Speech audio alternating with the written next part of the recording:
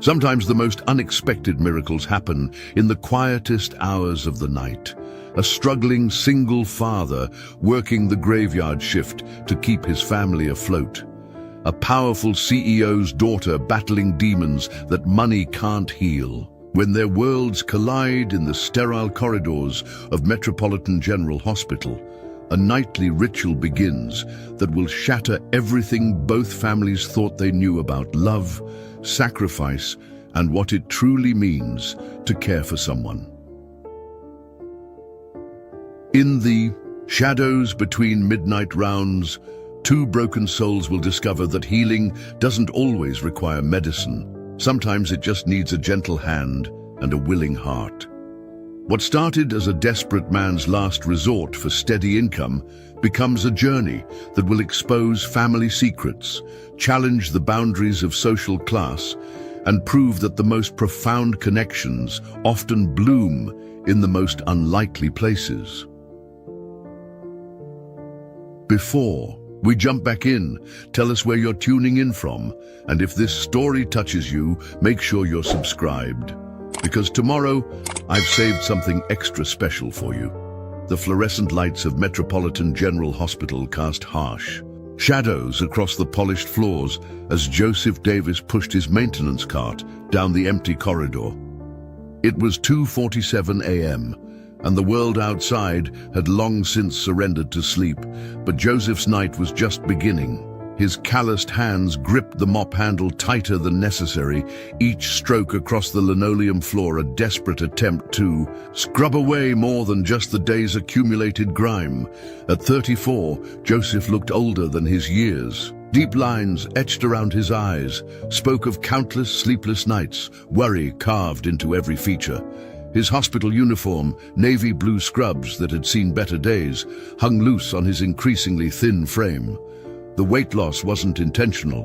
When you're choosing between groceries and keeping the lights on, food often came second. The overnight custodial position at Metropolitan General paid $16.50 an hour, barely enough to cover rent on their cramped two-bedroom apartment in the roughest part of Millbrook Heights. But it was the only job Joseph could find that offered health insurance, and after what happened to Marcus 6 months ago, health insurance wasn't optional anymore.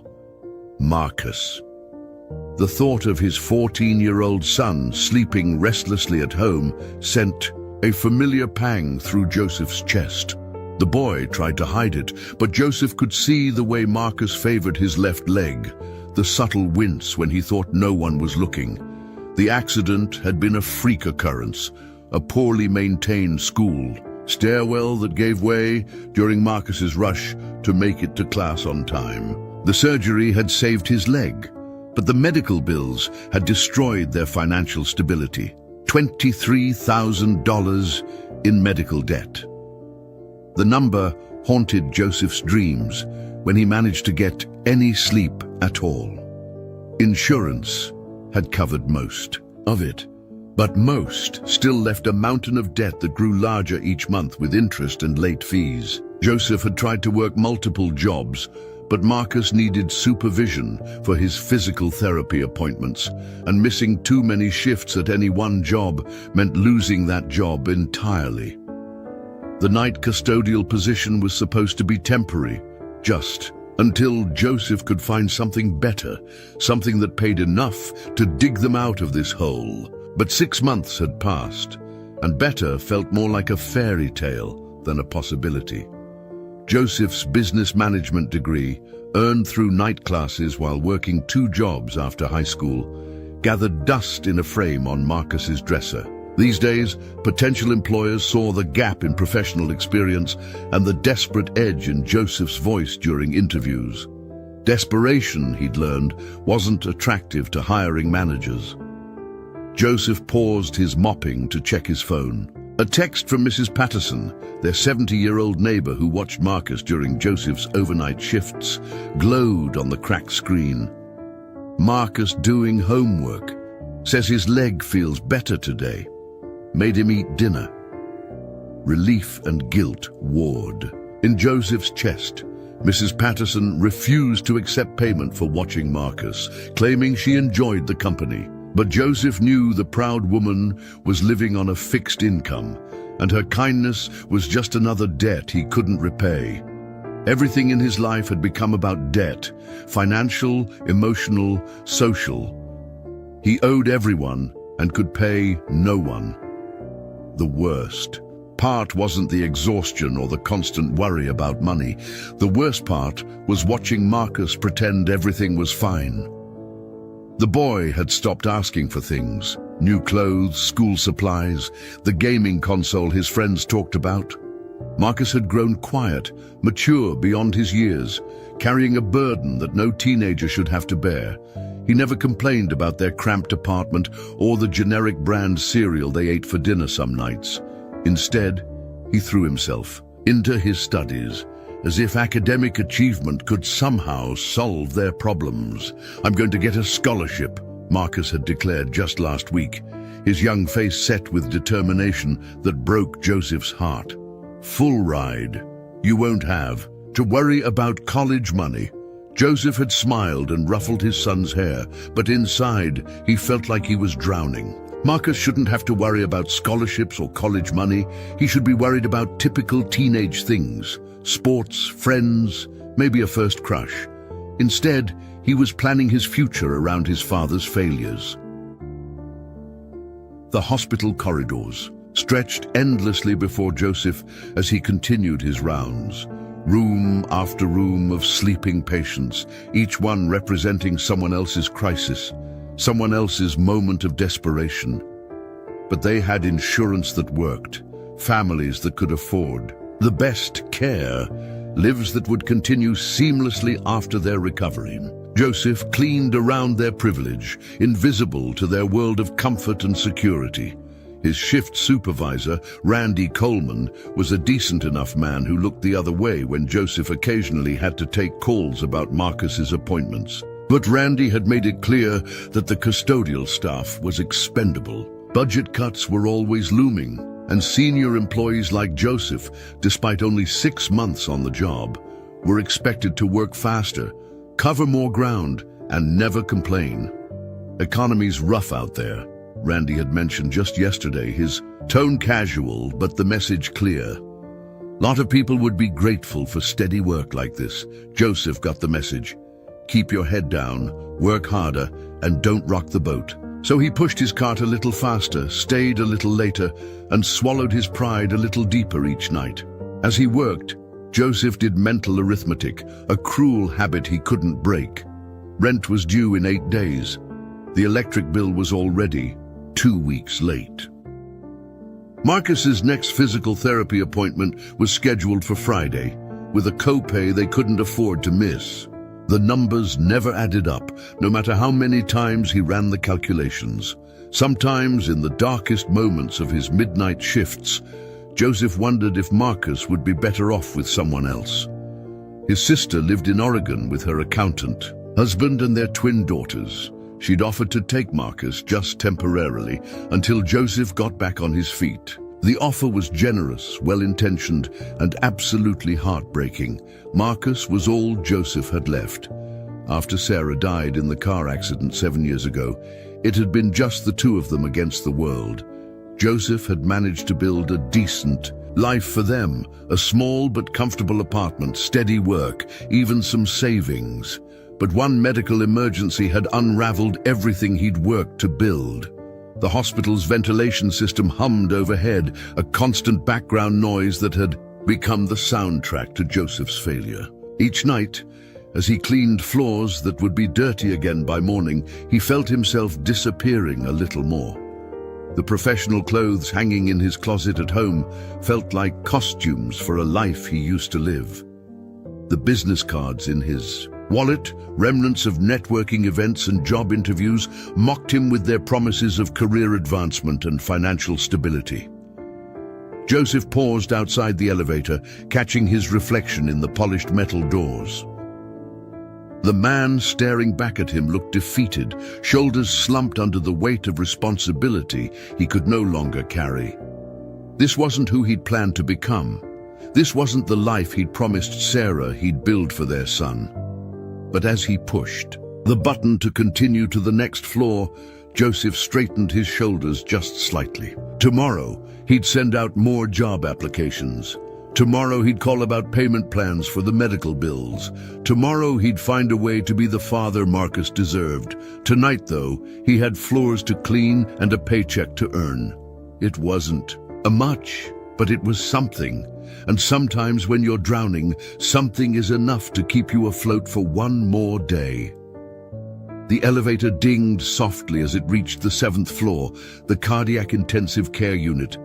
Joseph had grown to dread this floor during his rounds, not because of the work, but because of the memories it stirred. Room 714 was where Sarah had spent her final 3 days after the accident, machines breathing for her while Joseph held her hand and begged her not to leave them. 7 years had passed, but stepping onto this floor still felt like walking through broken glass. Tonight was no different. Joseph wheeled his cart out of the elevator, the familiar weight of grief settling on his shoulders like an old unwelcome coat. He'd been 27 then, working as an assistant operations manager for a regional logistics company. The future had seemed bright, modest, but promising. They'd been saving for a house, talking about giving Marcus a little brother or sister, planning weekend trips to the mountains. Sarah had been driving home from her job at the elementary school when a drunk driver ran a red light and shattered their world in an instant. The grief counselor had warned Joseph that devastating loss could either break a person or forge them into something stronger. What she hadn't mentioned was that it could do both simultaneously, leaving you functioning but fundamentally altered, like a bone that heals crooked after a bad break.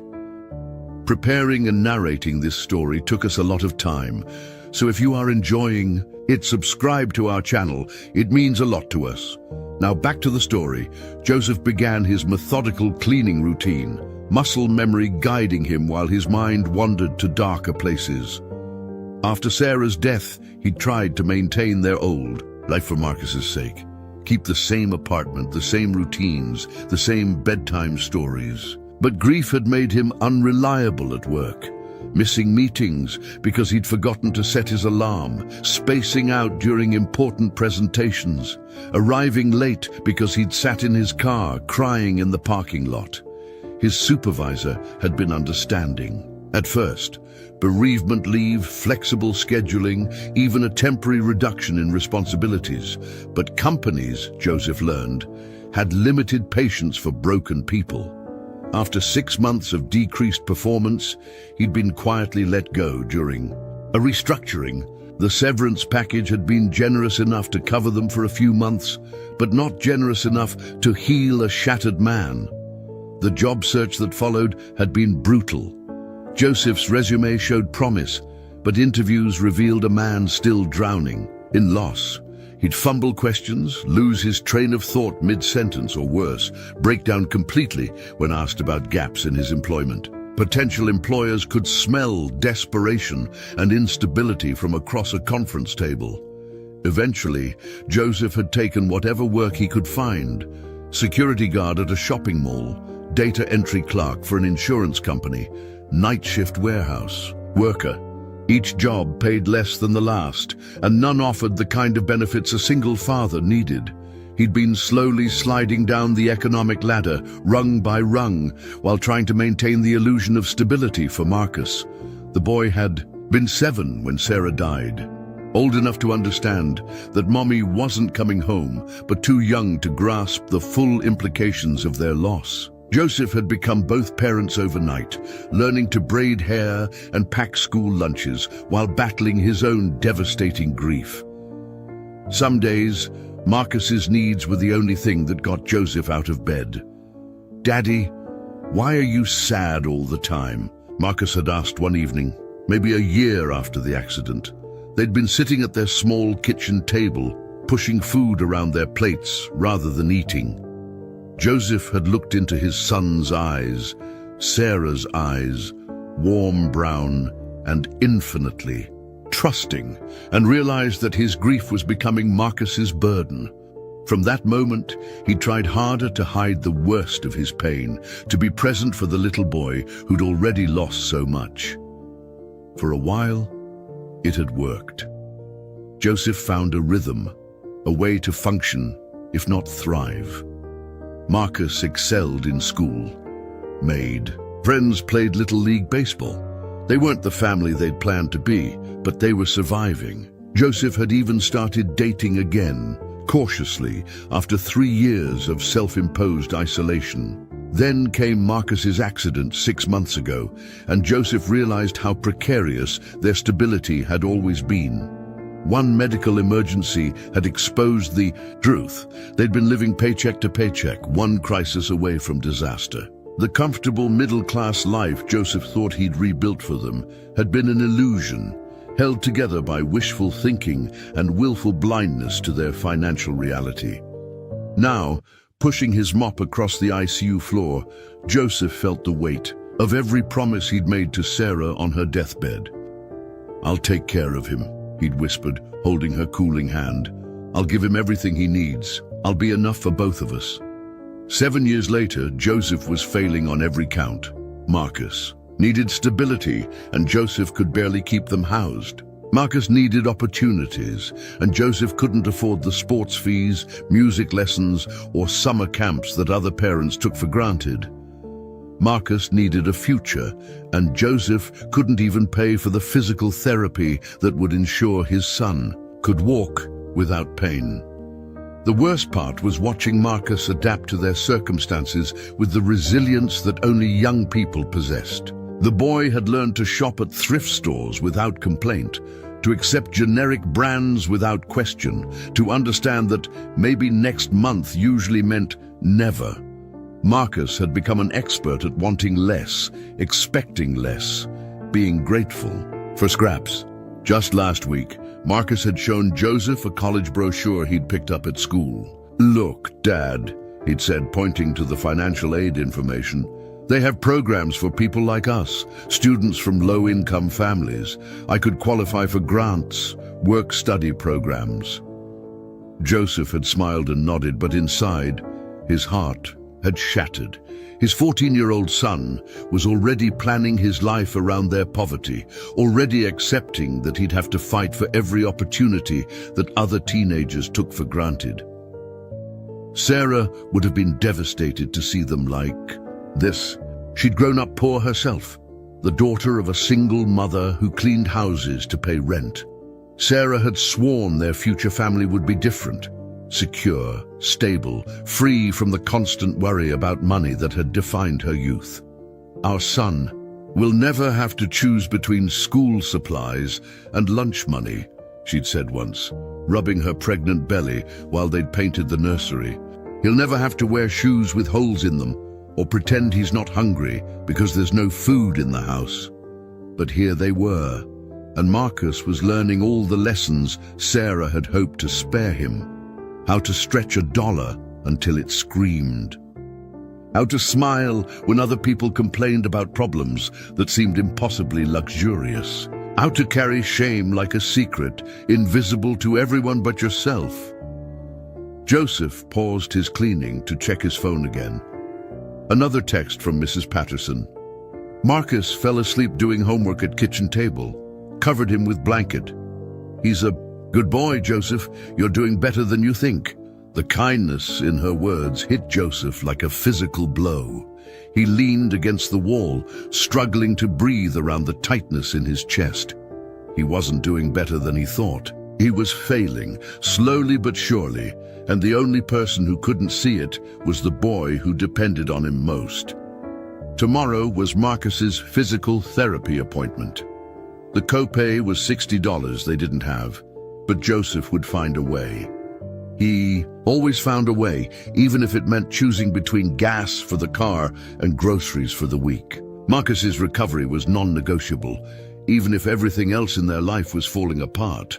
Joseph resumed his work, each sweep of the mop a small act of defiance against the circumstances trying to defeat them.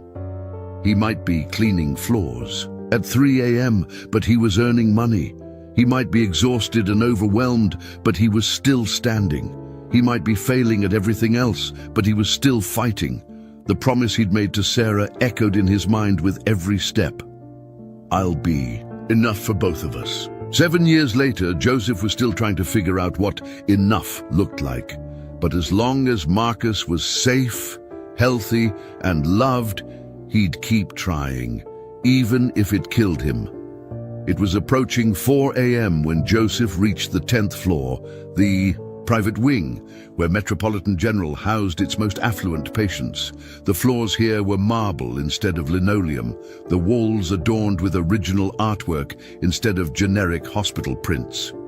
Even the air seemed different, less antiseptic, and more like the lobby of an expensive hotel. Joseph rarely encountered anyone on this floor during his shifts. The wealthy patients slept soundly behind closed doors, attended by private nurses who worked in whispered efficiency. The families who could afford these rooms didn't pace the corridors at all hours like the relatives in the general wards. They had comfortable suites, catered meals, and the kind of confidence that came from knowing money could solve most problems. Tonight felt different, though. As Joseph rounded the corner near the elevator bank, he heard something that made him pause. Soft crying, barely audible above the hum of the ventilation system. It was the sound of someone trying very hard not to be heard, the kind of quiet desperation that Joseph recognized from his own darkest moments. He followed the sound down the hallway, his rubber-soled shoes silent on the polished marble. The crying seemed to be coming from the family lounge, a spacious room with leather, furniture and floor-to-ceiling windows that overlooked the city lights. During visiting hours, this was where well-dressed families gathered to discuss treatment options with expensive specialists. At 4 a.m., it should have been empty. Joseph hesitated at the doorway. His job was to clean and move on, not to investigate. Every unusual sound, Randy had made it clear that custodial staff should be invisible, especially on the private floors where discretion was paramount. But the crying continued, soft and broken, and Joseph found himself unable to walk away. He knocked gently on the doorframe. "Excuse me, is everything okay? Is everything okay?" The crying stopped immediately. Joseph could hear someone moving inside, rustling fabric and muffled sniffling. After a moment, a young woman's voice called out, carefully controlled but still shaky, "I'm fine. Thank you." Joseph should have left. He then should have respected her privacy and continued with his rounds. But something in her voice, a particular quality of desperate composure, reminded him too much of Marcus trying to hide his pain. Joseph had learned to recognize when someone was drowning while trying to appear fine. "I'm sorry to bother you," he said softly, not moving from the doorway. "I'm just doing my cleaning rounds. I can come back later if you need some time."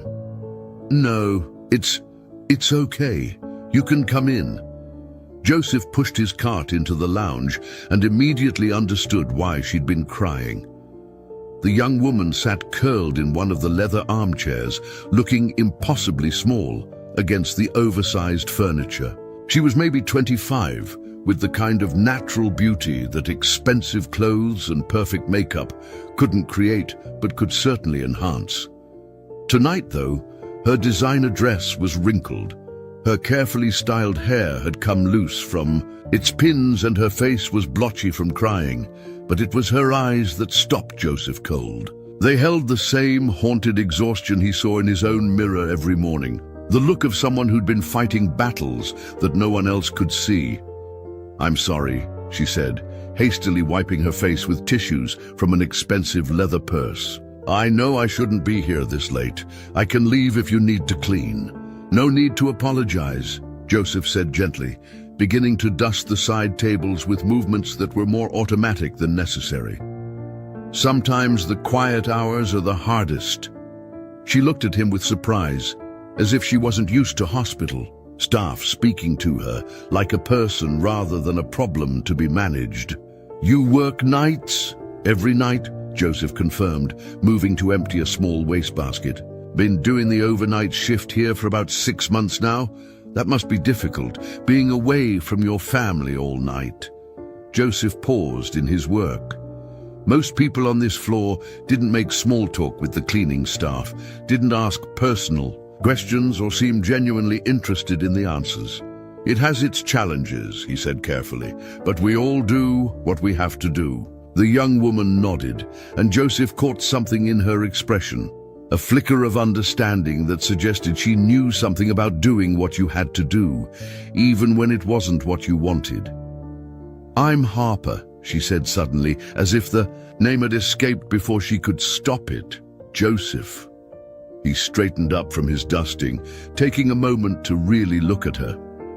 Up close, he could see that her expensive dress couldn't hide how thin she'd become, how her collarbones stood out sharply above the neckline. Her hands shook slightly as she clutched the tissues, and Joseph recognized the tremor. He'd seen it in patients dealing with severe stress or illness.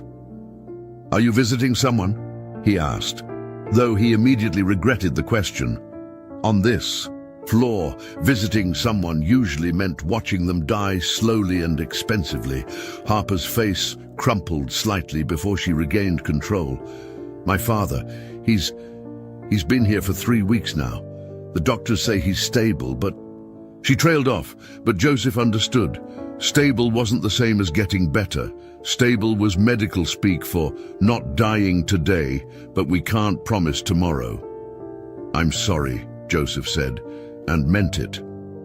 "It's hard, watching someone you love suffer." Harper looked up at him sharply, something shifting in her expression. "You sound like you know." Joseph leaned against his mop handle, studying this young woman who sat alone in a family lounge at 4 a.m., crying where she thought no one would see. "Lost my wife 7 years ago. Car accident. She spent 3 days in the ICU before..." He stopped, surprised that he'd shared something so personal with a stranger. "I'm sorry," Harper whispered, and the genuine sympathy in her voice caught Joseph off guard. People usually offered perfunctory condolences when they learned about Sarah. Quick expressions of sympathy that were more about their own discomfort than his loss. But Harper's response felt different, like someone who understood that grief wasn't something you got over, just something you learned to carry. They sat in comfortable silence for a moment, two people who'd found themselves in the quiet spaces between midnight and dawn, both carrying burdens that felt too heavy to bear alone. "Do you mind if I ask?" Harper began hesitantly, then stopped herself. "Never mind, it's not my business." "Go ahead," Joseph found himself saying. "At 4 a.m., normal rules don't really apply." Harper smiled slightly at that, the first real smile he'd seen from her. "I was going to ask, what brought you here? To this job, I mean. You seem like you might have done something else before." Joseph considered the question. He could give her the simple answer: medical bills, desperate circumstances, limited options. But something about Harper's presence, her genuine interest, made him want to be honest. "I used to work in business management," he said. "Had a job, decent salary. After Sarah died, I kind of fell apart. Lost the job, couldn't find anything comparable. Been working my way down the ladder ever since." He paused. "My son needs insurance for his medical treatments, and this job provides that. Sometimes you do what you have to do for the people you love." Harper nodded slowly, her eyes never leaving his face. "The people you love," she repeated softly. "Yes, I understand that." There was something in her tone, a weight, a resignation that made Joseph study her more carefully.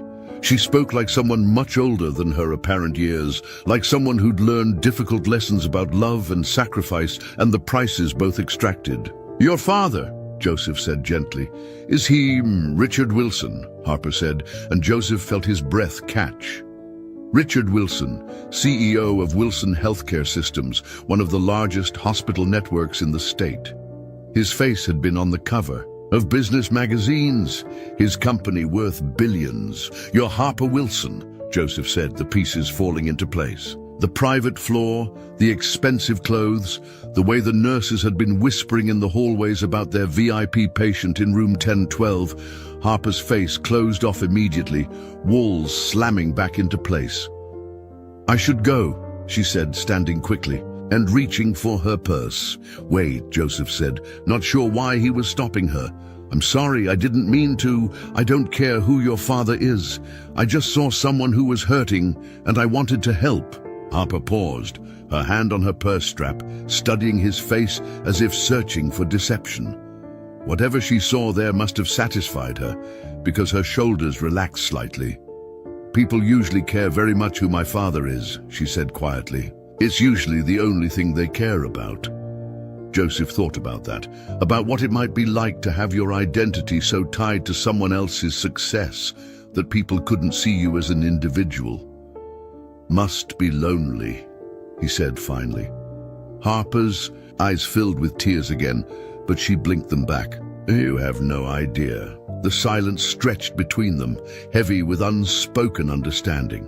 Joseph continued his cleaning routine, but his movements were slower now, more thoughtful. He'd learned to recognize when someone needed space to talk. And Harper Wilson, despite her wealth and privilege, looked like someone who'd been carrying secrets for far too long. 3 weeks, Harper said finally, her voice barely above a whisper. "He's been unconscious for 3 weeks. The doctors keep saying he's stable, that his vitals are good, but he won't wake up." Joseph paused in his dusting. "What happened?" Harper's laugh was bitter, devoid of any humor. "Heart attack. At the office, of course. He was working late, reviewing quarterly reports when his secretary found him collapsed at his desk." She pressed her hands to her face. "Do you know what his last words to me were? Harper, we'll discuss your concerns about the foundation later. I have more important things to deal with right now." The pain in her voice was raw, immediate. Joseph had heard enough deathbed confessions and final conversations during his time at the hospital to recognize the particular agony of unfinished business with someone you love. "I'm sure he didn't mean—" Joseph began. But Harper cut him off with a sharp shake of her head. "No, he meant it. He always meant it." Harper stood and walked to the floor-to-ceiling windows, staring out at the city lights below. "My father built Wilson Healthcare Systems from nothing, started with one small clinic in a poor neighborhood, and turned it into a multi-billion-dollar empire. He saved thousands of lives, created thousands of jobs, changed the entire landscape of healthcare in this region." Joseph waited, sensing there was more to the story, but somewhere along the way, Harper continued, her breath fogging the glass, he forgot why he started. The clinics in poor neighborhoods got sold off to make room for more profitable ventures. The free community health programs got cut to improve margins. The foundation that was supposed to help uninsured patients became a tax shelter that barely helped anyone. She turned back to face Joseph, and he could see the weight of her family's legacy written in the lines around her eyes. "I tried to talk to him about it, showed him the reports, the statistics about how many people we were turning away.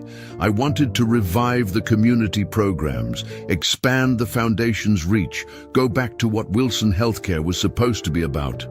And he didn't want to hear it," Joseph guessed. "He said I was naive, idealistic, that I didn't understand how business worked." Harper's voice cracked slightly.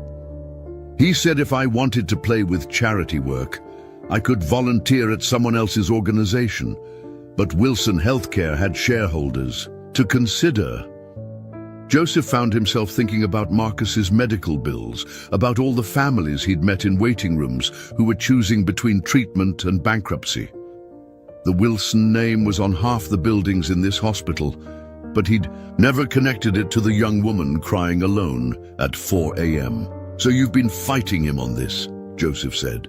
It wasn't a question, Harper nodded. "For 2 years, every board meeting, every family dinner, every conversation we had, I kept pushing, kept showing him the data, kept begging him to remember. why he became a doctor in the first place. She wiped her eyes with the back of her hand. The night he had his heart attack, I'd finally gotten the board to agree to review my proposal for expanding the foundation. Dad was furious, said I'd gone behind his back, undermined his authority. That's when he said those words to you. Those were the last words my father may ever say to me, Harper whispered, and they were about how I wasn't important enough for his time. Joseph stopped pretending to clean and gave Harper his full attention. You know that's not true, right? About you not being important. Harper's smile was sad and tired. Do I?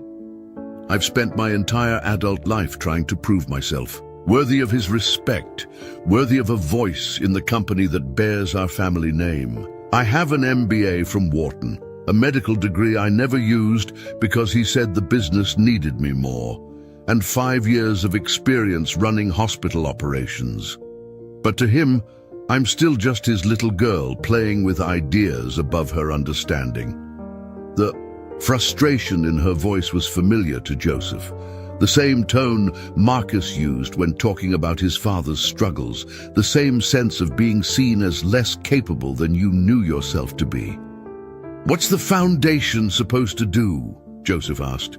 Your proposal, I mean. Harper's eyes lit up slightly, the first real spark of passion Joseph had seen from her. Everything we used to do and more. Free clinics in underserved neighborhoods, sliding scale payment programs for families who make too much for Medicaid but not enough for private insurance, mobile health units for rural communities, mental health support for teenagers, addiction treatment programs that actually focus on recovery instead of just profit. Joseph felt his chest tighten. Programs like that might have saved his family from their current situation. If Wilson Healthcare had offered sliding scale payments or financial assistance, Marcus's surgery might not have bankrupted them. Sounds like it could help a lot of people, he said carefully. Thousands, Harper said with conviction. Maybe tens of thousands if we do it right. The money is there. Wilson Healthcare had record profits last year. We could fund these programs without impacting shareholder dividends at all. But Dad, she trailed off, her shoulders sagging. But your father saw it as throwing money away. He saw it as my attempt to turn his life's work into a charity. Harper returned to her chair, suddenly looking exhausted. Maybe he was right. Maybe I am naive. Maybe you can't run a successful business and still prioritize helping people over profit margins. Joseph thought about his own son, about Mrs. Patterson watching Marcus for free because she understood what it meant to need help. He thought about Randy Coleman, who looked the other way when Joseph needed to take personal calls. He thought about Harper herself, sitting alone in a hospital lounge at 4 a.m., crying over a father who dismissed her dreams of helping people. My son needs physical therapy, Joseph said suddenly, for his leg. The co-pays are $60 each. Session twice a week. That's almost $500 a month that we don't have. Harper looked up, surprised by the sudden personal revelation. I've watched him try to hide the pain because he knows we can't afford the treatments, Joseph continued. I've seen other families in the waiting room making the same impossible choices, treatment or rent, medicine or groceries. Your father might think helping people is bad business, but from where I'm sitting, not helping people is what's wrong with the system. Harper stared at him for a long moment, something shifting in her expression. You think I'm right about the foundation? I think, Joseph said carefully, that a person who sits alone in a hospital at 4 a.m. worrying about how to help strangers probably has her priorities straight, regardless of what anyone else thinks. Tears welled up in Harper's eyes again, but this time they seemed different, less desperate, more hopeful. I've been trying to get someone to take my ideas seriously for so long. The board listens politely, but they defer to Dad on everything. My mother thinks I should focus on more appropriate charitable work, like hospital galas and fundraising dinners. But you want to do more than throw parties for rich people. I want to do what my father did when he started. Save lives. Help families. Make healthcare accessible to everyone, not just people who can afford the best insurance. Harper's voice grew stronger as she spoke. I want Wilson Healthcare to mean something again, not just be another corporate giant that extracts profit from human suffering. Joseph found himself nodding. That's not naive, that's necessary. For the first time since he'd found her crying, Harper smiled, a real smile that transformed her entire face. You know, you're the first person who said that to me. Everyone else tells me I need to be more realistic, more practical. Maybe you just haven't been talking to the right people, Joseph said. The people who need what you're trying to build. We understand why it matters. Harper studied his face intently. Can I ask you something? Sure. If you could design a program to help families like yours, families dealing with medical debt and insurance gaps, what would it look like? Joseph paused, surprised by the question. No one had ever asked him what he thought the solution might. We only expected him to be grateful for whatever scraps of assistance were offered. I'd start with transparency, he said slowly. No surprise bills, no hidden costs. If my son needs surgery, I should know upfront exactly what it will cost and what my options are for paying it. He was quiet for a moment, thinking, and I'd have payment plans that actually work for working families. Not just pay 50% up front and figure out the rest, but real plans that take into account what people can actually afford. Harper pulled out her phone and started typing notes. What else? Emergency hardship funds. Sometimes families are one crisis away from losing everything. If there was a fund that could step in during those emergencies, cover costs, while people get back on their feet, it could prevent so much suffering. Harper nodded enthusiastically, her fingers flying across her phone screen. These are exactly the kinds of programs I've been proposing. Real solutions for real problems. Joseph watched her take notes and felt something he hadn't experienced in months. Hope. Not just for his own family, but for the possibility that someone with actual power might understand what families like his needed to survive.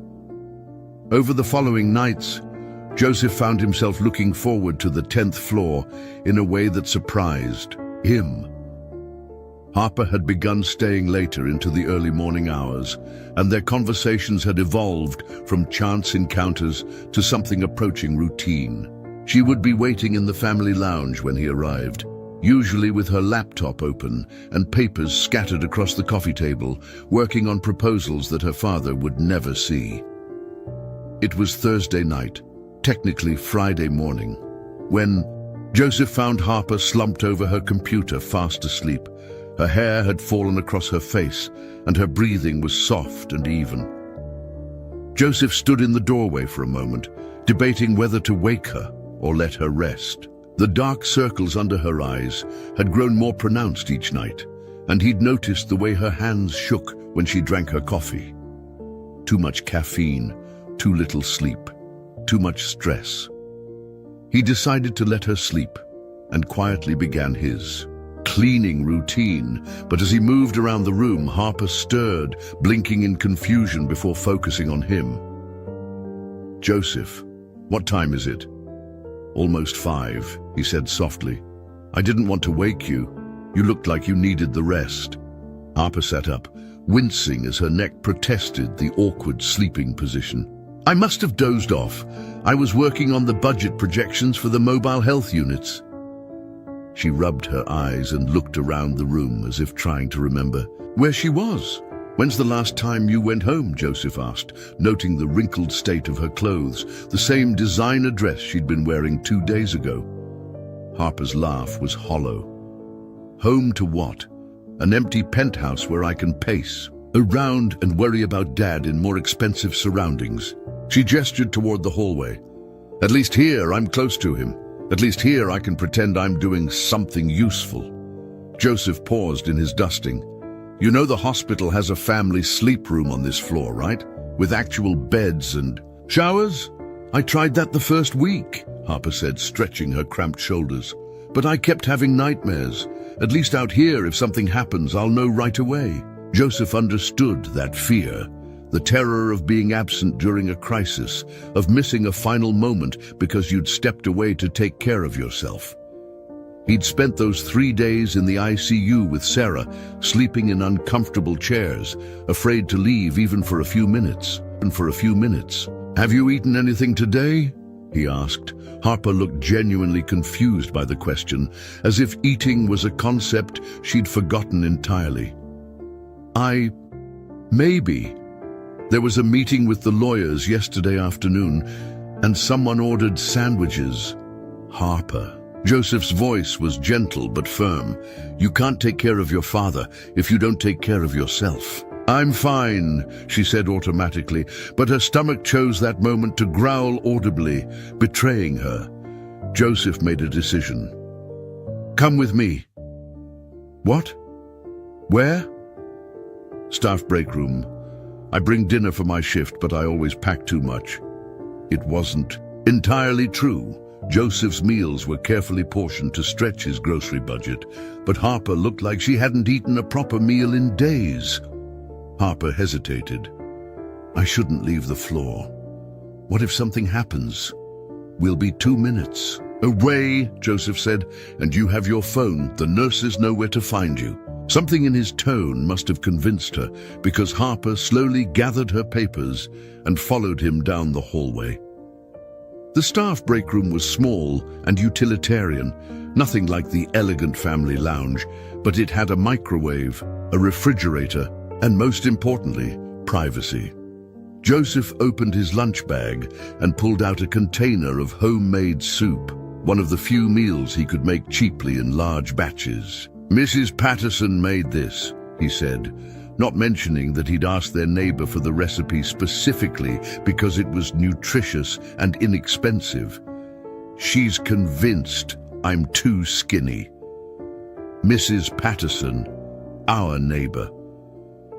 "She watches Marcus during my overnight shifts." Joseph heated the soup in the microwave and found 2 clean bowls in the cabinet.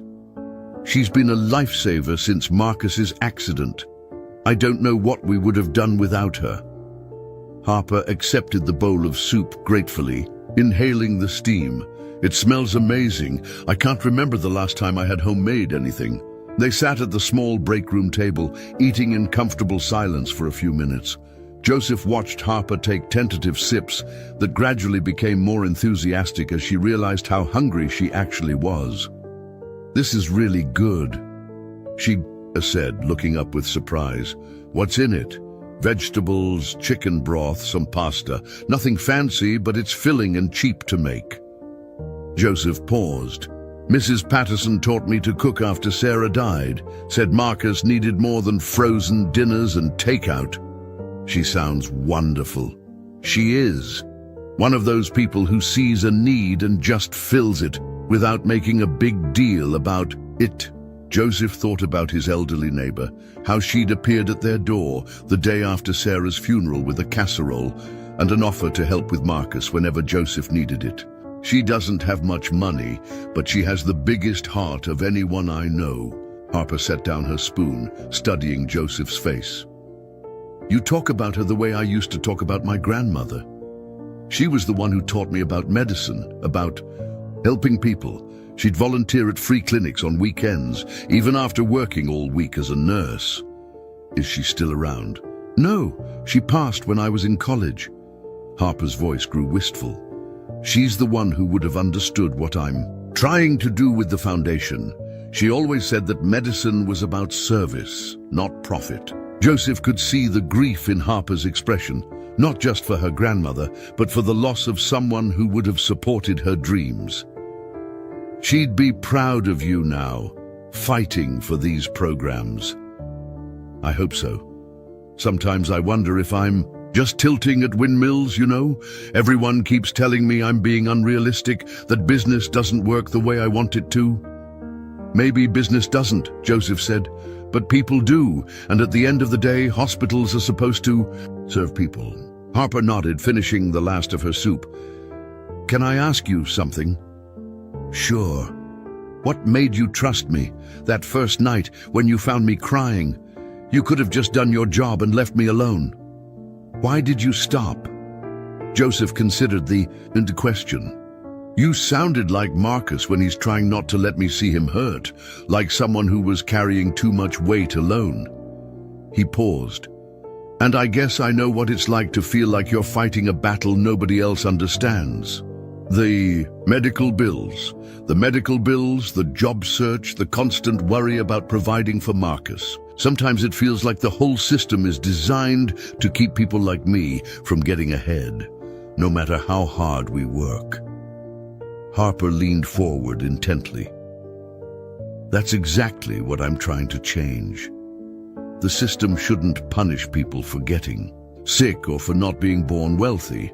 But changing systems is hard work, Joseph said, especially when the people running them benefit from keeping things the way they are.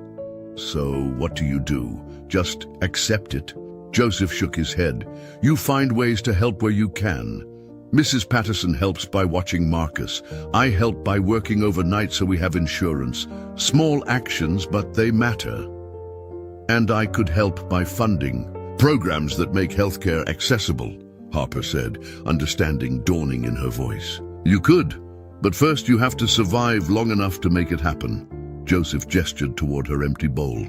Which means eating regularly and getting some real sleep. Harper smiled.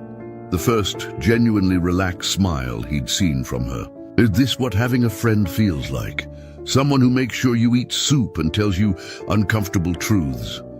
The word friend hit Joseph unexpectedly. He hadn't had a real friend since Sarah died. His world had narrowed to work, and Marcus, survival and responsibility. But sitting here with Harper, sharing soup and honest conversation, he realized how much he'd missed having someone to talk to who understood struggle without judgment. I think it might be, he said. Though I've been out of practice for a while. Me too, Harper admitted. Most people want to be my friend because of who my father is, what connections I might provide. It's been a long time since someone just saw me. They sat in comfortable silence. Two people who'd found an unexpected connection in the fluorescent-lit break room of a hospital at 5 a.m. Outside, the city was beginning to wake up. But in this small space, they'd created something rare, genuine, understanding between two very different lives. I should get back to my rounds, Joseph said eventually, though he was reluctant to break the moment. And I should check on Dad, Harper said. But she made no move to leave. Finally, Joseph stood and began clearing their bowls. Same time tomorrow night? Harper's smile was warm and grateful. I'll try to have eaten something by then. And maybe gotten some actual sleep. Don't push your luck, Harper said, but her tone was teasing rather than defensive. As they walked back toward the family lounge, Joseph realized that for the first time since Marcus's accident, he felt less alone in the world. And judging by the way Harper's shoulders had relaxed, by the first genuine laughter he'd heard from her, he suspected she felt the same way. The following Tuesday brought an unexpected crisis. Joseph was halfway through his shift when his phone buzzed with a text from Mrs. Patterson. Marcus has fever of 102, taking him to urgent care now. Don't panic, but thought you should know. Joseph's blood ran cold. Marcus hadn't been seriously ill since the leg injury, and the timing couldn't be worse. Joseph was scheduled to work until 6 a.m., and urgent care visits weren't covered by their insurance at the same rate as primary care appointments. Another unexpected medical bill they couldn't afford. He was standing frozen in the corridor, staring at his phone, when Harper appeared beside him. She'd taken to walking the halls during her sleepless nights and had developed an uncanny ability to sense when something was wrong. Joseph, what is it? My son, he said, his voice tight with worry. He's sick. High fever. My neighbor took him to urgent care, but I can't leave work and I can't afford. He stopped, realizing he was rambling. Harper didn't hesitate. Which urgent care center? East Side Medical, but Harper, I can't. You can't what? Be worried about your son? Harper was already pulling out her phone. I'm calling them now. You Don't understand. The insurance, the copays I can't pay for. Harper held up a hand to silence him as someone answered her call. Hello, this is Harper Wilson. You have a patient there, Marcus Davis, who was brought in tonight with a fever. I need to speak with the attending physician. Yes, I'll hold. Joseph stared at her. Harper, what are you doing? What any friend would do, she said matter-of-factly. Hello, doctor. Yes, this is Harper Wilson from Wilson Healthcare Systems. I'm calling about Marcus Davis. No, I'm not family, but I'm authorized to discuss his case on behalf of his father, who is currently at work. She covered the phone and whispered to Joseph, Is that okay? Can I talk to them for you? Joseph nodded, too stunned and worried to argue. Right, yes, I understand. A viral infection, probably flu, and the treatment plan. I see. And what's the expected cost for tonight's visit? Harper's eyebrows rose slightly. Put all charges on the Wilson Foundation account. Authorization. Code 7749 Alpha. Yes, that's correct. Full coverage. No, Dr. Matthews, this is legitimate. The patient is covered under our emergency assistance program. Thank you. She hung up and turned to Joseph, who was staring at her in shock. Viral infection, probably flu, she reported calmly. There, giving him IV fluids and fever reducers. Mrs. Patterson can take him home in about an hour, and he should be fine in a few days with rest. No charge for tonight's visit. Harper, Joseph said slowly, what did you just do? What did you just do? I used my father's foundation account to cover Marcus's medical expenses, she said, as if it were the most natural thing in the world. It's exactly the kind of emergency assistance the foundation is supposed to provide. But your father is unconscious and can't object, Harper said firmly. And even if he were awake, this is precisely what the foundation money should be used for. A working father shouldn't have to choose between his job and his sick son. Joseph felt his knees go weak with relief. The urgent care visit that would have cost them at least $400, money they absolutely didn't have, was now covered. Marcus would get the care he needed without putting them deeper into debt. I don't know how to thank you, he said. You don't need to thank me. You need to call Mrs. Patterson and let her know everything's okay. Harper smiled.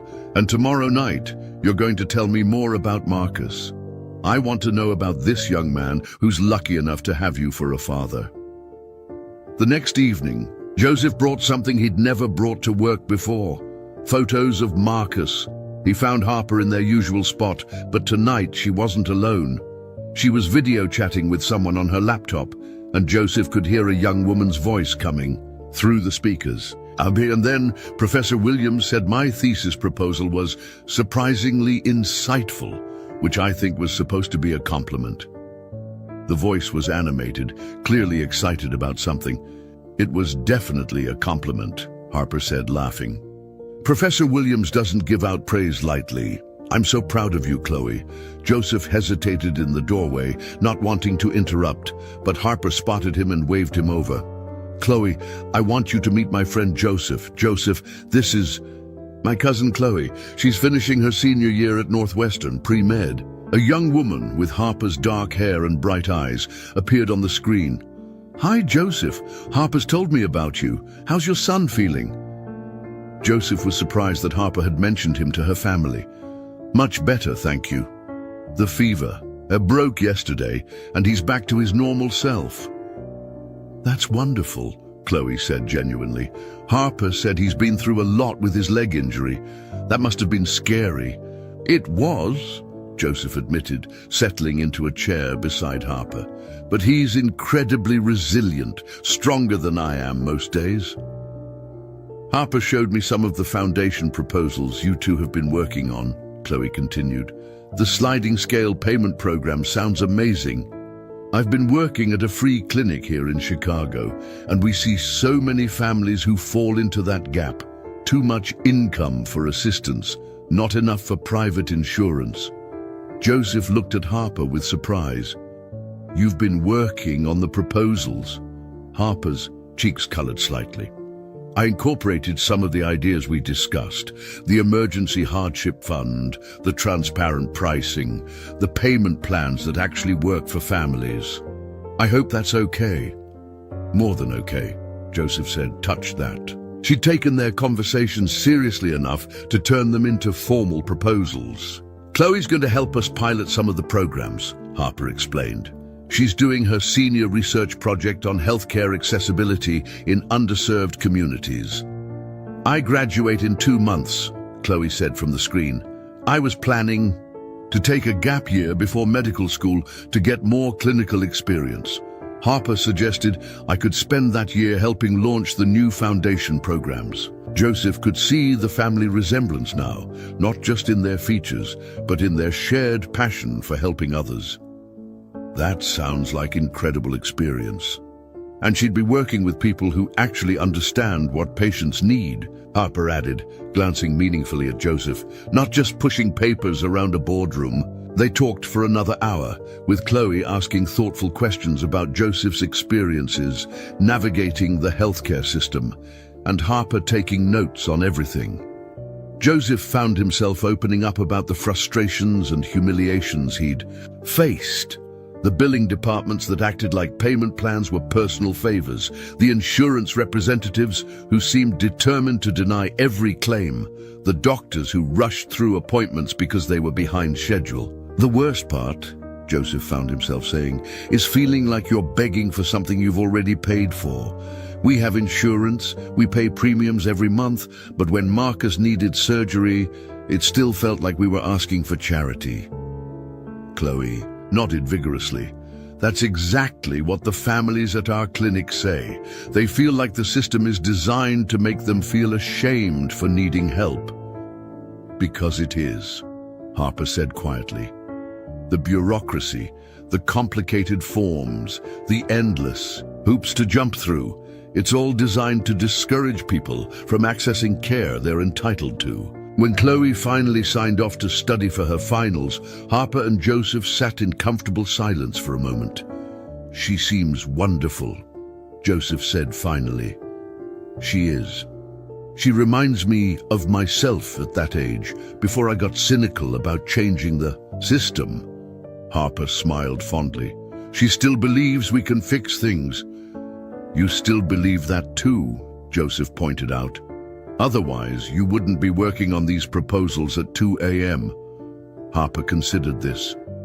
Maybe, but having Chloe involved and having your perspective, it makes it feel possible instead of just idealistic. Joseph pulled out his phone and showed Harper the photos he'd brought. These are from Marcus's birthday last month.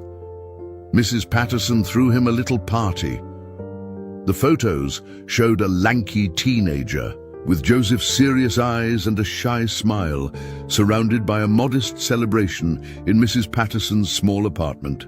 There was a homemade cake, a few wrapped presents, and most importantly, Marcus laughing at something the elderly woman had said. He looks happy, Harper observed. He is, mostly. He's learned to find joy in small things. Joseph swiped to another photo. This one's from his physical therapy graduation day. He'd worked so hard to regain full mobility. In the photo, Marcus stood proudly next to his physical therapist, holding a certificate of completion. His smile was radiant, and Joseph remembered how proud he'd felt watching his son overcome something so challenging. He has your determination, Harper said softly. And his mother's optimism, Joseph replied. Even when things look impossible, he finds reasons to hope. Harper studied the photos for a long moment.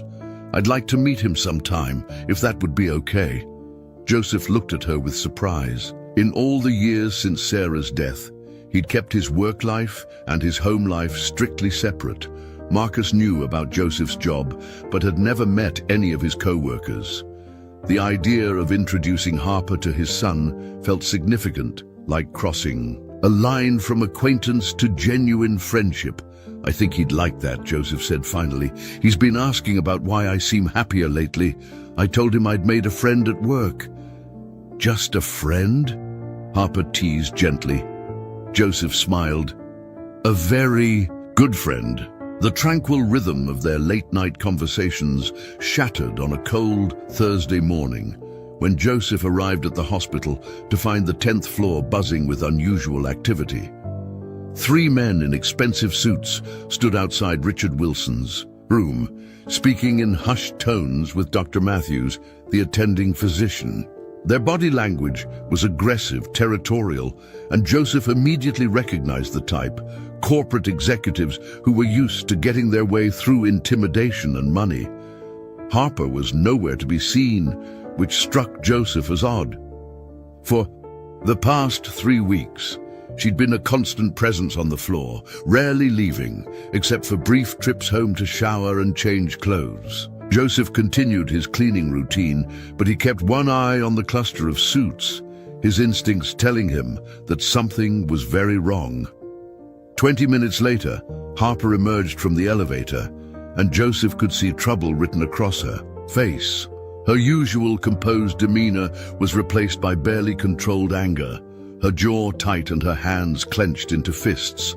She strode directly toward the group of men, her heels clicking sharply against the marble floor.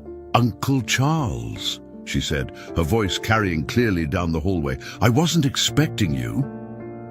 The tallest of the 3 men turned toward her, and Joseph could see the family resemblance immediately, the same aristocratic features. But where Harper's face usually held warmth and compassion, this man's expression was cold and calculating. "Harper," Charles Wilson replied, his tone formal and dismissive. "We need to discuss the situation." What situation would that be? Harper's voice was deceptively calm, but Joseph could hear the steel underneath. "Your father's condition has been stable for 3 weeks, with no signs of improvement," another man interjected. He was shorter than Charles, with the soft look of someone who'd spent his career behind a desk. "The board is concerned about the leadership vacuum at Wilson Healthcare. Decisions need to be made." Joseph moved closer, pretending to dust a nearby table while straining to hear the conversation. "My father is still alive," Harper said firmly, "and I'm perfectly capable of handling day-to-day operations until he recovers." Charles Wilson's laugh was harsh and condescending. "You're 25 years old with no real business experience. Outside of your pet charity projects, the board has voted to appoint interim leadership until Richard either recovers or—" He left the sentence hanging. "Or until you have him declared incompetent," Harper finished, her voice rising slightly. "Is that what this is about? You couldn't wait for him to wake up. This is about protecting the company our family built," the 3rd man said. Joseph recognized him now, Robert Thompson, Wilson Healthcare's CFO, whose photo had been in the business pages regularly over the past few years. "Your father's medical expenses alone are costing the company thousands of dollars per day. The board has legitimate concerns about fiscal responsibility." Harper's face went white. "You're talking about pulling his life support for financial reasons." "We're talking about making practical decisions," Charles replied. "Richard has been unconscious for 3 weeks. The neurologists say there's less than a 20% chance of meaningful recovery. Meanwhile, Wilson Healthcare stock has dropped 12% since news of his condition became public." Joseph felt his stomach clench. These men were discussing ending Richard Wilson's life as if it were a quarterly budget decision. He thought about Harper, sitting vigil night after night, fighting for programs to help families like his, and now having to fight for her own father's life against his own brother. "The board meeting is scheduled for Monday," Thompson continued. "We'll be voting on interim leadership and other matters." "What other matters?" Harper demanded. Charles and Thompson exchanged a look that made Joseph's blood run cold. "The foundation. Programs you've been proposing," Charles said with obvious distaste. "The board has reviewed your latest submissions, and we've determined they're not in the company's best interests. Too much financial risk, too little return on investment." "Those programs could help thousands of people," Harper said, her voice shaking with fury. "Those programs could bankrupt us if implemented on the scale you're suggesting," Thompson replied. "The board has decided to suspend all Foundation operations, pending a full financial review." Joseph watched Harper's face crumble, as months of work, of hope, of planning for a better future were dismissed with a few casual sentences. But then her expression hardened, and Joseph saw something fierce and determined flash in her eyes. "You can't do this," she said quietly. "Dad may be unconscious, but he's still the majority shareholder. He's still the CEO." "Actually," Charles said with a cruel smile, "we can. Richard signed power of attorney documents 5 years ago, when he had his first minor heart episode. In the event of his incapacitation, decision-making authority falls to the board of directors." Harper staggered slightly, as if she'd been physically struck. "He never told me about any power of attorney." "Why would he? You were in college playing with your medical degree that you never intended to use. Richard was planning for real contingencies, not your idealistic fantasies about turning Wilson Healthcare into a charity." The contempt in Charles's voice was palpable, and Joseph found himself taking a step forward without conscious thought. He caught himself and forced himself to remain in place, but his hands were clenched around his mop handle hard enough to make his knuckles ache. "There's more," Thompson said, pulling out a manila folder. "We've been reviewing recent Foundation expenditures, and we've found some irregularities." Harper's face went pale. "What kind of irregularities?" "Unauthorized payments to individuals not covered under our assistance programs. Medical bills paid without proper documentation or approval. Essentially, you've been using Foundation funds as your personal charity account." Joseph's heart stopped. They were talking about Marcus's urgent care visit, the bill that Harper had covered without hesitation. She'd said it was exactly what the Foundation was supposed to do, but apparently her uncle and the board disagreed. "Those were legitimate emergency assistance payments," Harper said, but her voice lacked its earlier conviction. "Without board approval, without proper documentation, without following established protocols." Charles ticked off the violations on his fingers. "That's embezzlement, Harper, theft of corporate funds." "It was helping people who needed help," Harper said desperately. "It was using the Foundation for its intended purpose. Its intended purpose is to provide tax benefits for Wilson Healthcare while maintaining our corporate image," Thompson said bluntly. "Not to fund your personal crusade to save the world." Joseph felt sick. Harper had risked everything to help his family, and now she was being threatened with criminal charges for an act of kindness. "The board is prepared to overlook these indiscretions," Charles continued, "provided you agree to step back from any involvement in company operations. Focus on your art classes, your charity galas, the kinds of activities appropriate for someone in your position. And if I don't agree, then we'll be forced to pursue legal action for misuse of corporate funds. A criminal investigation, possible. Charges. Definitely a public scandal that would destroy any credibility you might have in this industry." Harper stood frozen, trapped between impossible choices. Joseph could see her weighing her options, calculating the cost of fighting versus the cost of surrendering. "You have until Monday to decide," Charles said, checking his expensive watch. "The board meeting is at 9 a.m. We expect your resignation letter on the table, along with a commitment to cease all involvement in Wilson Healthcare operations." So 3 men walked away, leaving Harper standing alone in the hallway.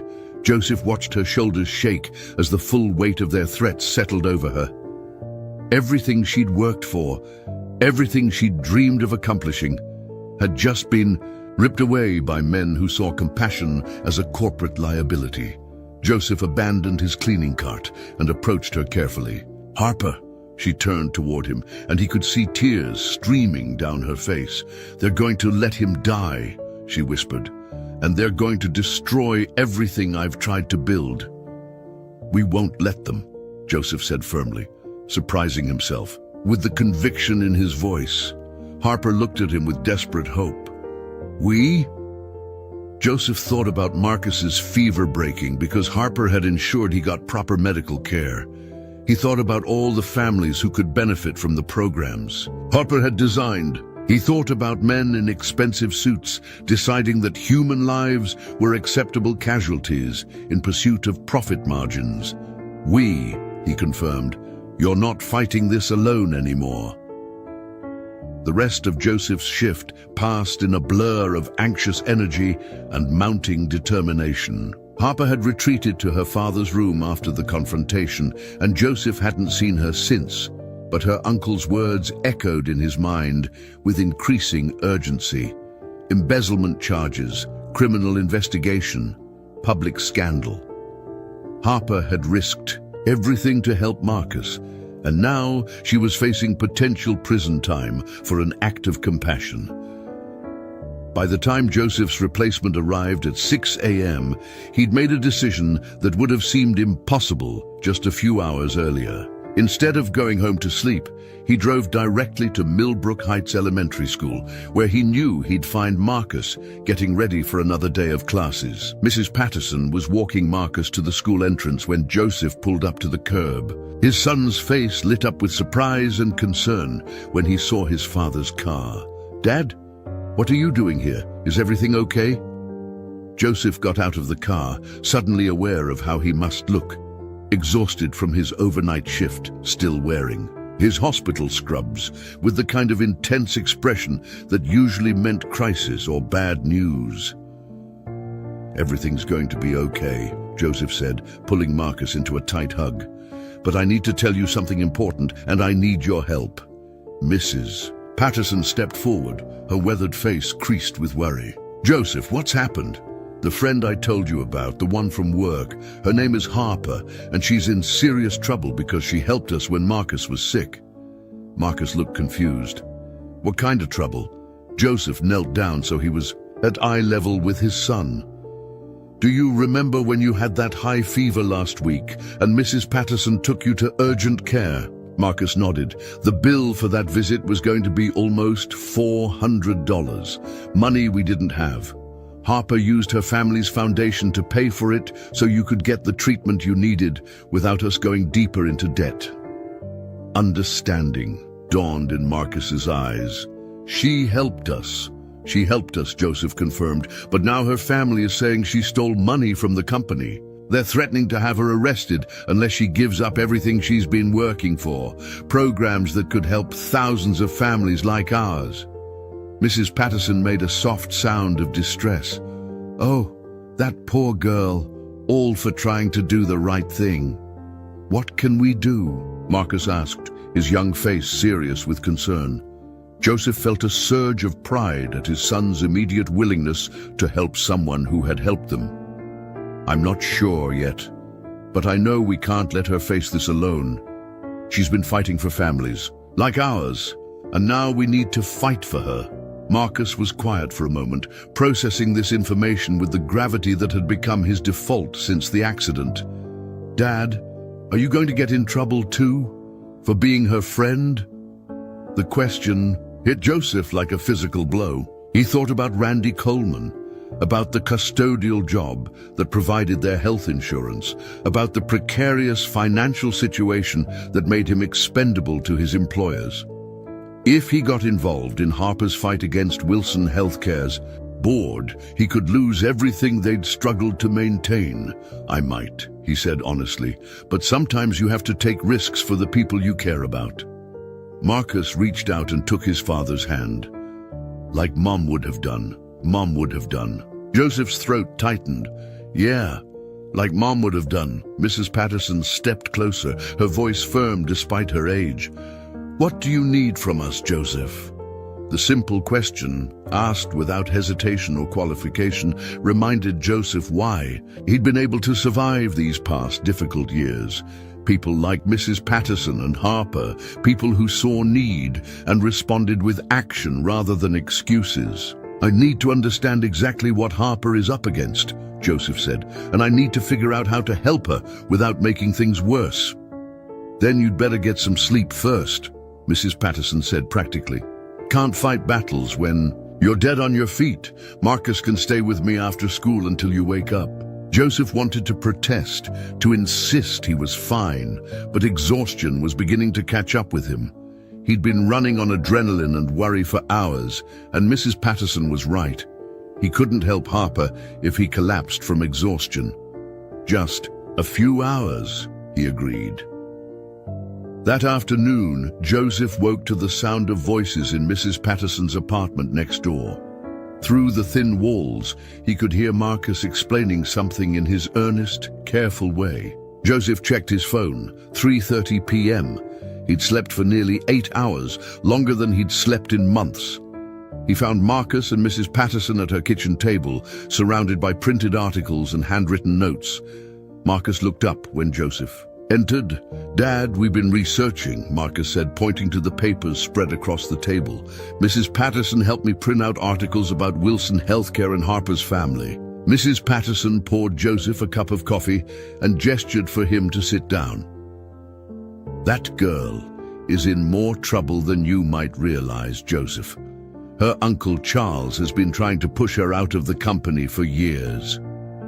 Joseph accepted the coffee gratefully and examined the articles Marcus had found. Business journal pieces about Wilson Healthcare's expansion, profiles of Richard Wilson, financial reports showing the company's growing profits alongside decreasing charitable contributions. "Look at this," Marcus said, pointing to an article from 2 years ago. "Harper's been trying to get the board to approve these foundation programs since she graduated college.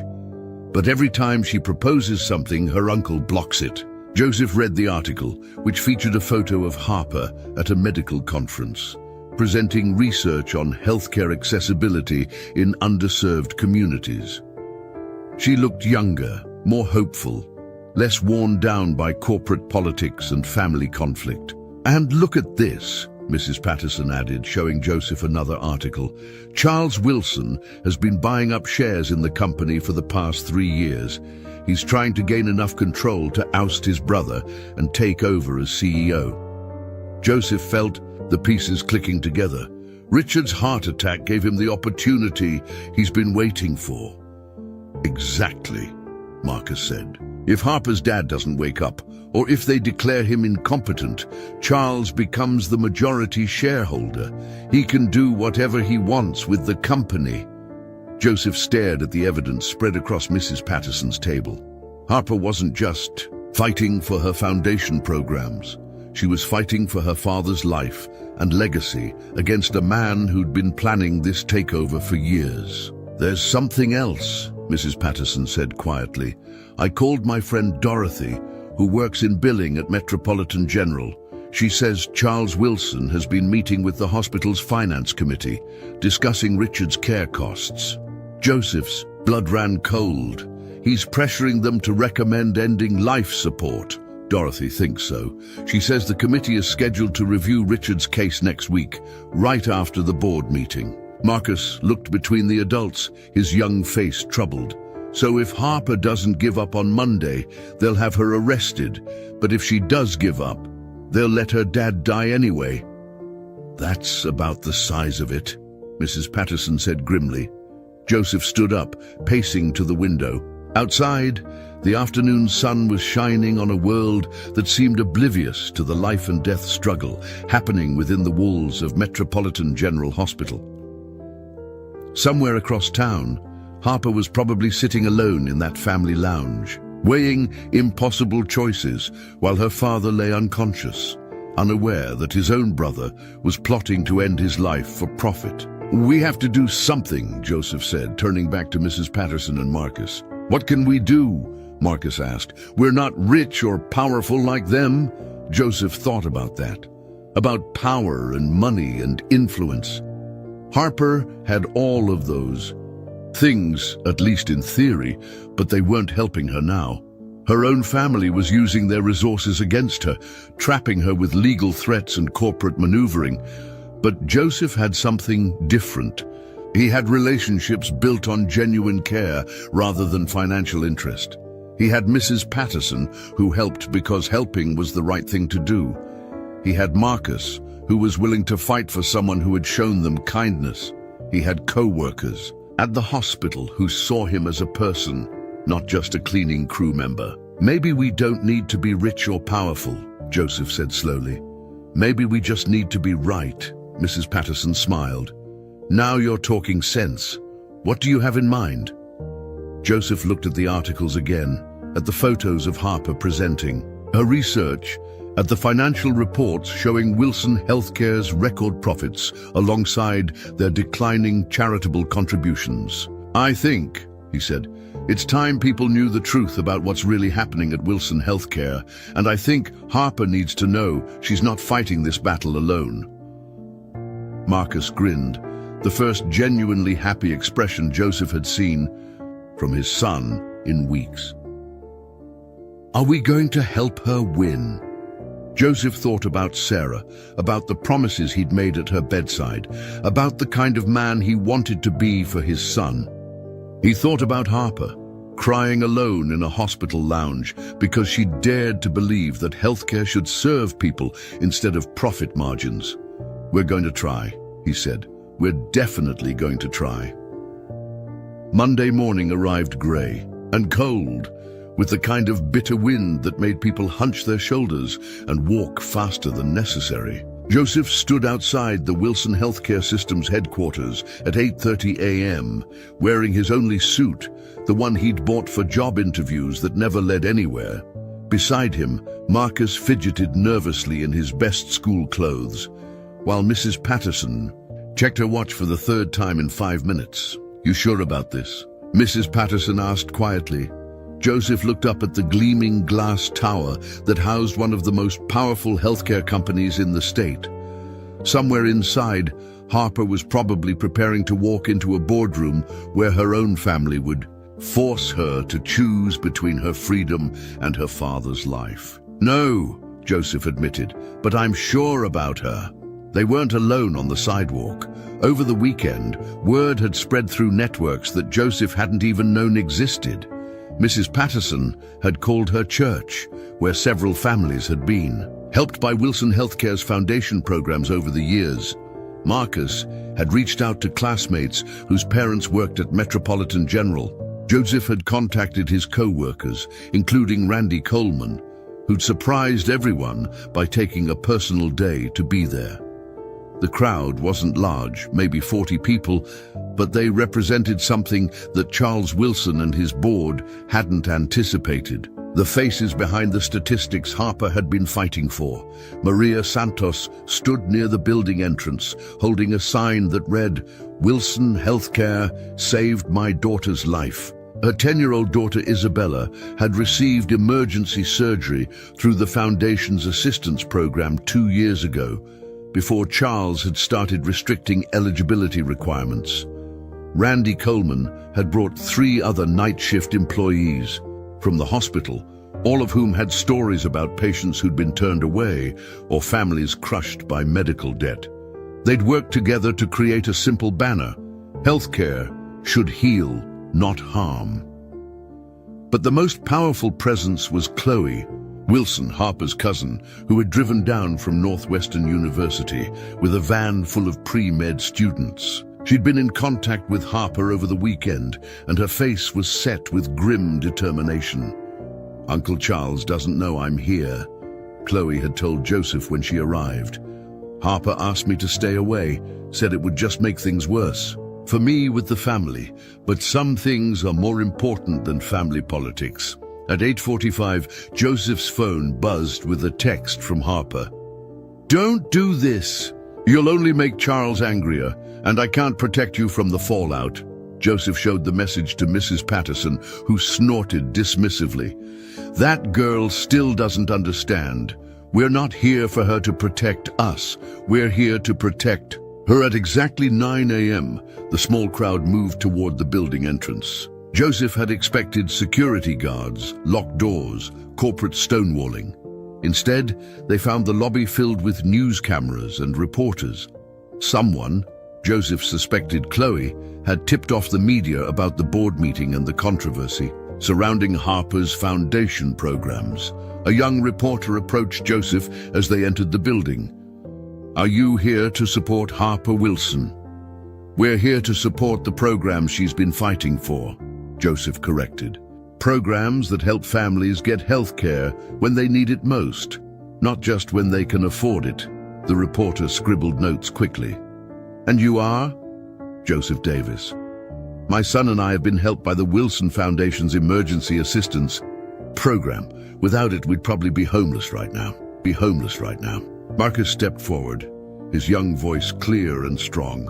"Harper Wilson helped my dad help me when I was sick. She didn't ask for anything in return. She just saw that we needed help, and she helped." The reporter's eyes lit up. A teenager defending the embattled heiress made for compelling television.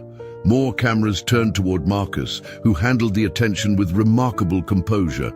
"What do you want people to know about Harper Wilson?" the reporter asked. Marcus looked directly into the camera. "I want them to know that she cares more about helping people than about being rich or powerful. And I want them to know that families like mine are counting on her to keep fighting, even when it's hard." Joseph felt his chest swell with pride. His son, who'd learned to carry burdens too heavy for his age, was using his voice to defend someone who'd shown them kindness. Upstairs, the boardroom meeting was scheduled to begin in 15 minutes. Joseph and the others crowded into the elevator, riding up to the executive floor in tense silence. When the doors opened, they found themselves face to face with Charles Wilson himself. Harper's uncle looked exactly as Joseph remembered from the hospital, tall, cold, and supremely confident in his own authority. But his expression shifted to surprise and then anger as he saw the crowd of people emerging from the elevator. "What is this?" Charles demanded. "These are the people your foundation is supposed to serve," Chloe said, stepping forward to face her uncle. "The families Harper has been fighting for." Charles's gaze swept over the assembled group. Working-class families, hospital employees, elderly neighbors, college students, and his lip curled with disdain. "Security already called the press," Chloe said calmly. "They're broadcasting. Live from downstairs. Want to explain to the cameras why you're having families with sick loved ones escorted out of your building." Through the glass walls of the boardroom, Joseph could see Harper sitting alone at one end of a long conference table. She looked pale and exhausted, wearing a severe black suit that made her seem smaller and more vulnerable than ever. When she saw the crowd in the hallway, her eyes widened in shock and something that might have been hope. Charles Wilson was clearly calculating, weighing his options. The presence of cameras downstairs complicated things. Having families arrested for supporting Harper would make terrible optics for Wilson Healthcare. 5 minutes, he said finally. Then you leave voluntarily or security will escort you out. Joseph stepped forward, his hands shaking slightly, but his voice steady. Mr. Wilson, my name is Joseph Davis. Your niece used foundation funds to pay for my son's emergency medical care 3 weeks ago. She didn't ask permission, didn't fill out forms, didn't wait for approval. She just saw a family in crisis and helped. Charles's expression hardened. She violated company policy and potentially broke the law. She saved my family from bankruptcy, Joseph replied, and she did it because she believes Wilson Healthcare should be about helping people, not just making money. Maria Santos stepped forward next. My daughter Isabella had emergency surgery 2 years ago. The foundation paid for it when our insurance fell through. Harper personally called to make sure Isabella got the follow-up care she needed. One by one, the families shared their stories. Emergency assistance that prevented homelessness. Medical bills covered when insurance companies found technicalities to deny claims. Foundation programs that had literally saved lives. Through the glass, Joseph could see Harper listening to every word, tears streaming down her face. The board members looked increasingly uncomfortable as the human cost of their financial decisions became impossible to ignore. Charles Wilson's face grew darker with each story. Enough, he said finally. These anecdotes don't change the fact that Harper misused company funds without authorization. Actually, Chloe said, pulling out her phone, they change everything. She held up the device, showing a video call in progress. On the screen was a familiar face, Richard Wilson, Harper's father, sitting up in his hospital bed with a tired but alert expression. "Hello, Charles," Richard Wilson said, his voice weak but clear. "I think we need to talk." The silence in the hallway was absolute. Charles Wilson's face went through several emotions: shock, fear, and finally, rage. "How long have you been awake?" Charles demanded. "Long enough," Richard replied. "Long enough to hear about your plans for my company, my foundation, and my daughter. And long enough to make some decisions of my own." Harper's gasp was audible even through the glass. She was staring at her father's face on Chloe's phone with desperate hope and disbelief. "The board meeting is cancelled," Richard Wilson continued. "Effective immediately, I'm resuming my duties as CEO. Charles, you're terminated, along with anyone else who participated in this attempted coup. And Harper," his voice softened, "I owe you an apology and a conversation about the foundation programs you've been developing. It seems I've been asleep in more ways than one." Charles Wilson looked like a man watching his life's ambitions crumble in real time. "You can't do this, Richard. You've been unconscious for weeks. The doctor said I might not wake up." Richard interrupted. "They never said I wouldn't. And now that I'm awake, I intend to make some changes around here. Starting with making sure my daughter gets the support she deserves." Joseph watched Harper's face transform as she processed what was happening. Her father was alive, awake, and finally ready to listen to the ideas she'd been fighting for. The foundation programs would survive. The families, depending on Wilson Healthcare's compassion, would continue to receive help. But more than that, Harper was no longer alone in her fight. She had her father's support, her cousin's loyalty, and an entire community of people who believed in what she was trying to accomplish. As the crowd began to disperse, Joseph caught Harper's eye through the glass. She mouthed two words: "Thank you." Joseph smiled and nodded. They'd done it, not through wealth or corporate maneuvering, but through the simple power of people standing together for what was right.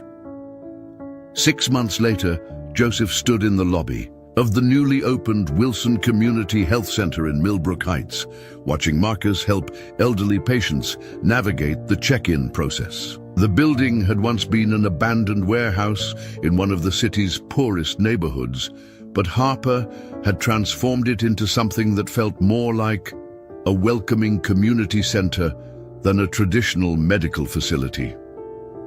The walls were painted in warm, soothing colors that Chloe had helped choose during her gap year working with the foundation. Comfortable seating areas were scattered throughout the space, along with a play area for young ones and a quiet reading corner stocked with books in multiple languages. Most importantly, there were no intimidating administrative barriers, just friendly faces ready to help families access the care they needed. Mr. Davis called out Dr. Elena Martinez, the center's lead physician, as she approached with a clipboard and a warm smile. She was one of several doctors who had left high-paying positions at private practices to work with Harper's expanding foundation programs. "How's our volunteer coordinator settling in?" Joseph looked over at Marcus, who was patiently explaining the center's services to a worried-looking mother with 2 small youngsters clinging to her legs. At 15 now, Marcus had grown several inches and gained confidence that made him seem even taller. His physical therapy had been so successful that he'd been able to join his school's debate team, where he'd discovered a talent for public speaking that served him well in his volunteer work. "He's in his element," Joseph replied proudly. "I think he's found his calling." It was true. Marcus had started volunteering at the health center 2 months ago, initially just helping with filing and basic administrative tasks. But his natural empathy and ability to connect with families in crisis had quickly made him invaluable. Harper had created a formal youth ambassador program, with Marcus as the first participant, designed to train teenagers from the community to help bridge the gap between medical providers and the families they served. "Your son has a gift," Dr. Martinez observed. "He makes people feel seen and heard. That's not something you can teach." Joseph nodded, thinking about all the ways Marcus had grown since that terrible night when his fever had brought Harper into their lives. The boy who had once worried about being a burden to his father had become someone who actively sought out ways to help others carry their burdens. "Joseph," Harper's voice carried across the lobby as she emerged from a meeting room, followed by a group of people in business attire who looked nothing like the typical Wilson Healthcare Board members. These were community leaders, social workers, and representatives from local organizations, the kind of people Harper now consulted when making decisions about foundation programs. She approached with the quick, energetic stride that had replaced her old, careful, uncertain movements. 6 months of having her father's full support and the freedom to implement her vision had transformed Harper from a hesitant idealist into a confident leader. "How did the meeting go?" Joseph asked. "Better than I hoped," Harper said, her eyes bright with excitement. "The City Council approved our proposal for the mobile health units. We'll have 3 vans operating by the end of the year, providing services to rural communities and neighborhoods without easy access to medical care." Joseph smiled. The mobile health units had been one of Harper's original ideas, something she'd proposed to her father's board years ago, only to be dismissed as impractical and expensive. Now, with community input and careful planning, they were becoming reality. "And," Harper continued, "Mrs. Patterson's suggestion about the pharmacy program was approved unanimously. We'll be able to provide prescription medications at cost to families who can't afford them through traditional insurance." Mrs. Patterson had become something of a legend in the Foundation's planning meetings. Her decades of experience helping neighbors through medical crises had given her insights that no MBA program could provide. Harper had formalized her role as a community wisdom advisor, a position that came with a modest salary and the kind of respect for practical experience that had been missing from Wilson Healthcare's previous approach. "Speaking of Mrs. Patterson," Harper added, "she wanted me to remind you about dinner Sunday. She's making that chicken dish Marcus likes." Joseph chuckled. The weekly family dinners at Mrs. Patterson's apartment had become a cherished tradition. What had started as neighbors helping each other through difficult times had evolved into something deeper, a chosen family bound together by shared struggles and mutual care. "We'll be there," Joseph confirmed. "Though I should warn you, Marcus has been practicing his presentation about the Youth Ambassador program. He's going to want to recruit more volunteers." "Good," Harper said firmly. "We need more young people involved in this work. They see things we adults miss." It was a sentiment that Richard Wilson had embraced as well, much to everyone's surprise. Harper's father had returned to work gradually, splitting his time between recovering his strength and learning about the foundation programs his daughter had developed during his absence. The man who had once dismissed Harper's ideas as naive, idealism now spoke passionately about the need for healthcare systems to serve communities rather than just shareholders. "Dad wants to expand the model to other cities," Harper had told Joseph just last week. "He thinks we can create a network of community health centers that actually respond to what families need instead of what insurance companies will pay for." The transformation hadn't been without challenges. Charles Wilson had contested his termination, leading to months of legal battles that had ultimately vindicated Richard's decision. Several board members had resigned rather than support the foundation's expanded mission, but they'd been replaced by people who understood that sustainable healthcare meant serving all members of the community. Most surprisingly, Wilson Healthcare's stock price had actually increased as news of their community programs spread. Investors, it turned out, were increasingly interested in companies that demonstrated genuine social responsibility rather than just paying lip service to corporate citizenship. "Joseph," Harper said now, lowering her voice slightly, "I have something I want to discuss with you." They walked toward Harper's office, passing examination rooms where families were receiving care without worrying about insurance pre-authorizations or surprise billing. The sounds were different here than in traditional medical facilities. Less hushed anxiety, more conversation, and even occasional laughter. Harper's office was modest compared to the executive spaces at Wilson Healthcare headquarters, but it reflected her priorities. The walls were covered with photos from community health fairs, thank you letters from families, and charts tracking the foundation's impact. Her desk was typically cluttered with grant applications, program proposals, and reports from the various health centers. "The board has approved a new position," Harper said, settling into her chair. "Director of Community Engagement, someone who would oversee our outreach programs, manage relationships with local organizations, and help ensure that our services actually meet community needs." Joseph had a feeling he knew where this conversation was heading, but he waited for Harper to continue.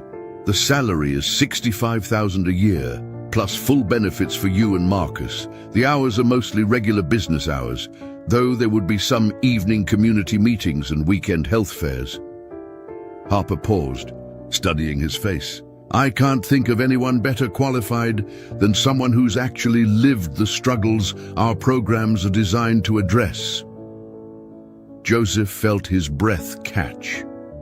It was more money than he'd ever made, doing work that felt meaningful rather than just necessary. It would mean leaving the overnight custodial job that had been his lifeline for the past year, stepping into a role that required him to be visible and vocal rather than invisible and silent. "You don't have to answer now," Harper said quickly. "Take time to think about it. Discuss it with Marcus and Mrs. Patterson." Joseph looked out Harper's window at the bustling health center lobby, where Marcus was now showing a group of teenagers around the facility. His son caught his eye and waved, his face bright with enthusiasm for the work he was doing. "I don't need time to think about it," Joseph said, turning back to Harper. "Yes, absolutely, yes." Harper's smile was radiant. "Really? Really? Though I do have one condition." "Name it." "Mrs. Patterson gets her own office and a proper title. Community Wisdom Advisor doesn't fully capture how valuable she is to this operation." Harper laughed, the sound full of joy and relief. "Done. She can have whatever title she wants and any office in the building." As they shook hands on the agreement, Joseph felt something settle into place that had been missing since Sarah's death. A sense of purpose that went beyond just survival, beyond just getting through each day. He was going to be part of building something that mattered, something that would help families avoid the struggles his own family had endured. Outside Harper's office, the Wilson Community Health Center hummed with activity. Families receiving care, volunteers helping neighbors, medical professionals who had chosen service over profit. All of it made possible by a young woman who had refused to accept that healthcare had to be a business that valued money over mercy. And at the center of it all was the understanding that healing required more than just medicine. Sometimes it required a community willing to stand together, a hand extended in friendship, and the simple but revolutionary belief that everyone deserved care when they needed it most. 1 year after that fateful Monday morning confrontation, at Wilson Healthcare headquarters, Joseph found himself back in the familiar corridors of Metropolitan General Hospital.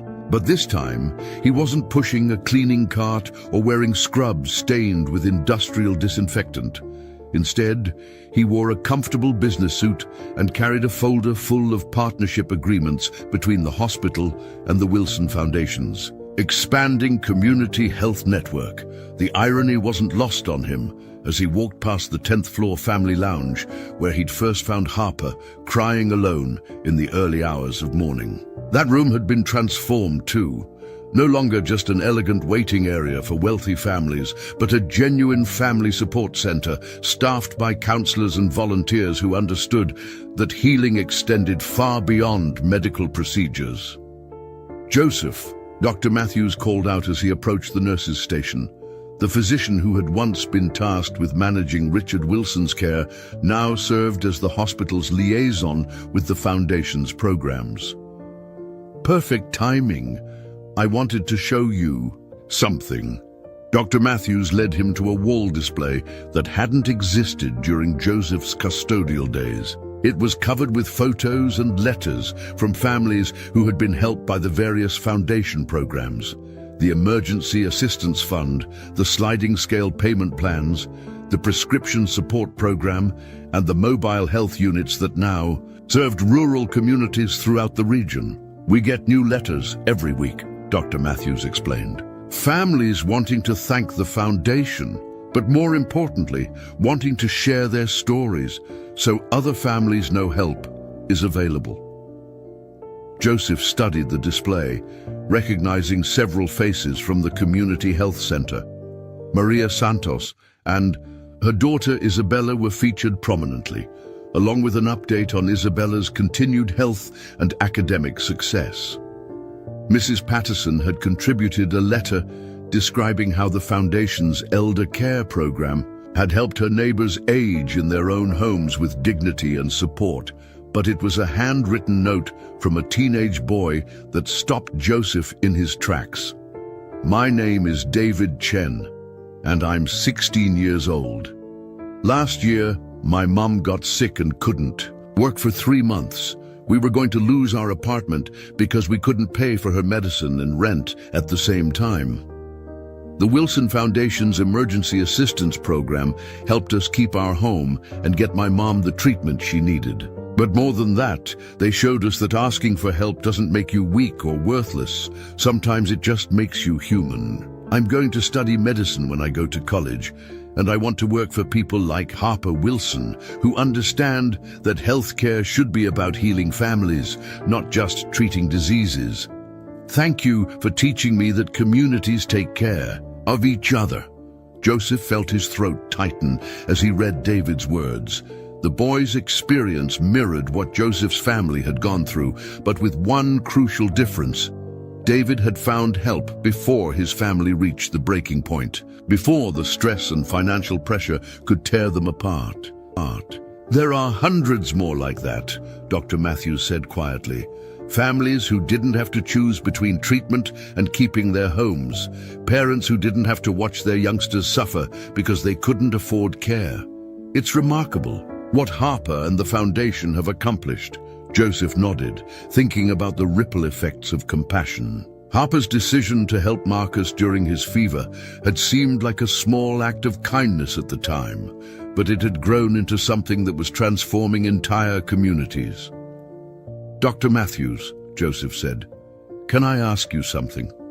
That night, when Harper first used the Foundation account to pay for Marcus's urgent care visit, did you know she was taking a risk? The physician was quiet for a moment, considering the question. I knew it was irregular, he said finally. The usual protocols weren't followed, the paperwork wasn't complete, but I also knew that a frightened father was choosing between his job and his sick son, and a young woman was trying to solve that impossible situation the only way she could. And you let her do it. I let her be human, Dr. Matthews corrected. Sometimes, the most important medical decisions happen outside of medical protocols. Harper understood that healing a family requires more than just treating symptoms. They were interrupted by the arrival of Harper herself, accompanied by Marcus and a small group of teenagers wearing Wilson Foundation Youth Ambassador t-shirts. Marcus had grown another inch in the past few months, and his confidence had matured along with his height. The shy boy who had once worried about being a burden to his father now led tours and training sessions for new volunteers with natural ease. "Dad!" Marcus called out, his face lighting up when he saw Joseph. "Perfect timing. We're showing the new ambassadors around the hospital, explaining how the foundation programs work with traditional medical care."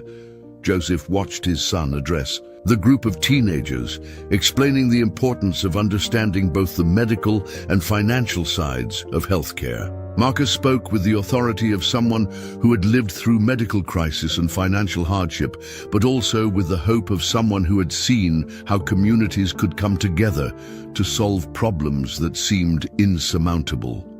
"The thing you have to understand," Marcus was telling the group, "is that families dealing with medical emergencies are already scared and overwhelmed. Our job isn't to make them feel grateful for charity. Our job is to help them feel supported by their own community." Harper caught Joseph's eye and smiled. Over the past year, she had become like family, not just to Joseph and Marcus, but to Mrs. Patterson as well. The lonely young woman who had cried alone in hospital lounges had discovered what it meant to belong to something larger than herself. "How's your father doing?" Joseph asked as they walked together toward the elevator. "Stronger every day," Harper replied. "He's actually excited about the board meeting next week. We're presenting the 5-year expansion plan to create community health networks in 12 additional cities." The transformation of Richard Wilson had been perhaps the most surprising aspect of the entire experience. The man who had once dismissed his daughter's ideas as naive idealism now spoke at medical conferences about the business case for community-centered healthcare. He had become one of the Foundation's most effective advocates, using his corporate credibility to convince other executives that serving communities could be both morally right and financially sustainable. "He told me something last week that I keep thinking about," Harper continued. "He said that being unconscious for 3 weeks had given him clarity about what really mattered. When you're lying in a hospital bed, completely dependent on other people for your survival, you stop thinking about profit margins and start thinking about the humanity of the people caring for you." Joseph understood that perspective. His own experience of financial crisis had stripped away everything except what was truly essential: the love between him and Marcus, the kindness of neighbors like Mrs. Patterson, the simple but profound need for human beings to take care of each other. As they reached the elevator, Joseph looked back at the bustling hospital corridor. The same fluorescent lights still buzzed overhead. The same antiseptic smell lingered in the air, but something fundamental had changed. The building felt less like an institution and more like a place where healing actually happened. Not just medical healing, but the kind of healing that occurred when people felt seen, valued, and supported. "You know," Joseph said to Harper, as they waited for the elevator, "a year ago I thought success meant just surviving until tomorrow. Getting through each shift, paying each bill, making it to Marcus's next appointment." "And now?" Harper asked. Joseph thought about his new office at the Community Health Center, where families came not as desperate supplicants, but as community members seeking support from their neighbors. He thought about Marcus, who had transformed his own experience of struggle into a calling to help others.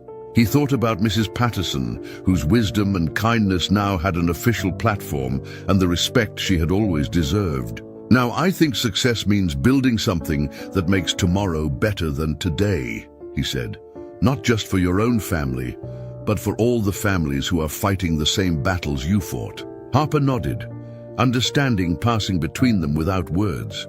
They had learned something important in those long nights at the hospital, something that had nothing to do with medical procedures or business strategies and everything to do with the simple courage required to extend your hand to a stranger in need. The elevator arrived, and as they stepped inside with Marcus and the youth ambassadors, Joseph felt the satisfaction that came from work that mattered. Outside, the city continued its daily rhythm of struggle and hope. But now there were places where families could find help before they reached the breaking point, where asking for assistance was met with understanding rather than judgment, where healing was understood to be about more than just medical care.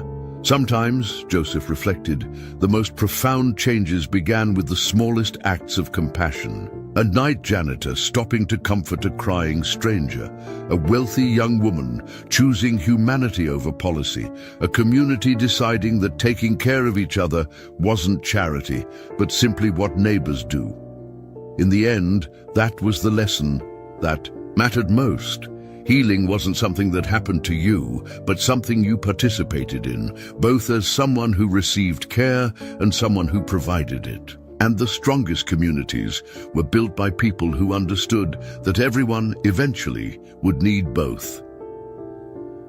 2 years later, on a warm spring evening, Joseph stood at the podium in the auditorium of the newly constructed Wilson Institute for Community Health. The building had been designed to reflect the foundation's values, open, welcoming spaces that felt more like a community center than a medical facility, with gardens and gathering areas that invited people to linger and connect, rather than simply receive services and leave. Tonight marked the graduation ceremony for the first class of Community Health Advocates, a program that Harper had developed to train local residents to serve as bridges between medical providers and the families they served. The 30 graduates represented a cross-section of the community. Former patients who wanted to help others navigate the healthcare system, parents who had learned to advocate for their families, teenagers like Marcus who had discovered their calling in service to others. When I first met Harper Wilson, Joseph began, his voice carrying clearly through the auditorium, I was working the night shift as a custodial worker, invisible to most of the people whose lives I moved around. My son, Marcus, was recovering from a serious injury. We were drowning in medical debt, and I felt like I was failing at the most important job I'd ever had, being his father. In the audience, Joseph could see Marcus sitting with the other youth ambassadors, now 17, and preparing for his senior year of high school. He had been accepted to several colleges with full scholarships, including Northwestern University, where Chloe was now finishing medical school. But Marcus had surprised everyone by announcing his intention to take a gap year to help launch the Community Health Advocate program in 3 new cities.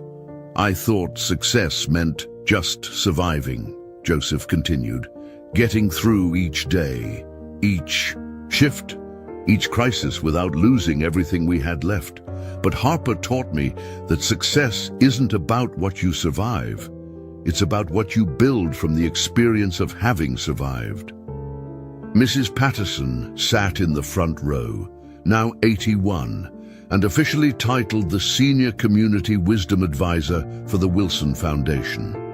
Her role had evolved from informal neighborhood helper to recognized expert in community-based support systems. She consulted with healthcare organizations across the country, sharing decades of experience in the simple but profound art of neighbors helping neighbors. The graduates we're celebrating tonight, Joseph said, gesturing toward the 30 men and women in caps and gowns, understand something that took me too long to learn. They understand that healing happens in community, that care is something we give and receive, and that the most powerful medicine is often the knowledge that you're not facing your struggles alone. Among the graduates was Maria Santos, whose daughter Isabella was now a healthy 12-year-old, with dreams of becoming a doctor herself. Maria had become one of the program's most effective advocates, using her own experience to help Spanish-speaking families navigate complex medical systems. Her graduation project had been a bilingual resource guide that was now being used in community health centers across the state. Also graduating was David Chen, the teenager whose letter had moved Joseph so deeply 2 years earlier. Now 18, David had spent his senior year of high school working with the foundation while completing his studies. His final project had focused on mental health support for teenagers dealing with family medical crises, a topic he understood from painful personal experience. These graduates will return to their communities not as experts or professionals, Joseph continued, but as neighbors who have learned to transform their own experiences of struggle into tools for helping others. They understand that the most credible voice in a hospital waiting room often belongs not to someone with a medical degree, but to someone who has sat in those same uncomfortable chairs, worried about the same impossible choices, and found a way through. In the audience, Harper wiped away tears as she listened to Joseph speak. At 27, she had been named CEO of Wilson Healthcare after her father decided to focus his energy on expanding the foundation's work. Under her leadership, the company had become a model for how large healthcare systems could serve communities while remaining financially sustainable. The Wilson model was now being studied and replicated across the country, proving that compassionate care and sound business practices were not mutually exclusive. The work you're about to begin, Joseph told the graduates, will not always be easy. You'll encounter systems that seem designed to frustrate rather than help. You'll meet families who have been told no so many times they've stopped believing that yes is possible. You'll face bureaucracies that value efficiency over empathy, and insurance companies that treat human suffering as acceptable collateral damage in pursuit of profit. Richard Wilson sat beside Harper, now fully recovered and serving as chairman of the Wilson Foundation. His near-death experience had fundamentally changed his perspective on what constituted a life well lived. He spent his days working with other healthcare executives, sharing the business case for community-centered care and proving that serving people and serving shareholders were not incompatible goals. But you'll also discover something that I learned during those long nights at Metropolitan General Hospital, Joseph continued. You'll discover that individual acts of compassion, when multiplied across a community, become powerful enough to change systems that seemed immutable. You'll learn that sometimes the most important word in healthcare isn't diagnosis or treatment, it's hope. Behind Joseph on the stage sat the faculty who had developed the Community Health Advocate Program. Dr. Martinez had left her position at the Community Health Center to lead the Institute's training programs. Chloe Wilson, now Dr. Wilson, served as the program's medical director while completing her residency in family medicine. Randy Coleman, Joseph's former supervisor, had become the program's logistics coordinator, bringing his understanding of healthcare operations to the curriculum. In closing, Joseph said, looking out over the audience filled with graduates, families, community leaders, and healthcare professionals, I want to share something that Marcus wrote in his college application essay. He wrote, I used to think that needing help was a sign of weakness, but I've learned that being willing to help others is a sign of strength. And the strongest communities are built by people who understand that everyone will need both, to be helped and to help many times throughout their lives. Marcus stood and nodded toward his father, his face bright with pride and affection. The shy, worried boy, who had once felt like a burden, had grown into a young man who saw his own struggles as preparation for a life of service to others. These graduates understand that truth, Joseph concluded. They've lived it, survived it, and now they're ready to share it. They know that healing isn't just about fixing what's broken. It's about building communities strong enough to prevent things from breaking in the first place. And when prevention isn't possible, it's about making sure that no one has to face their darkest moments alone. The applause that followed was warm and sustained, but Joseph barely heard it.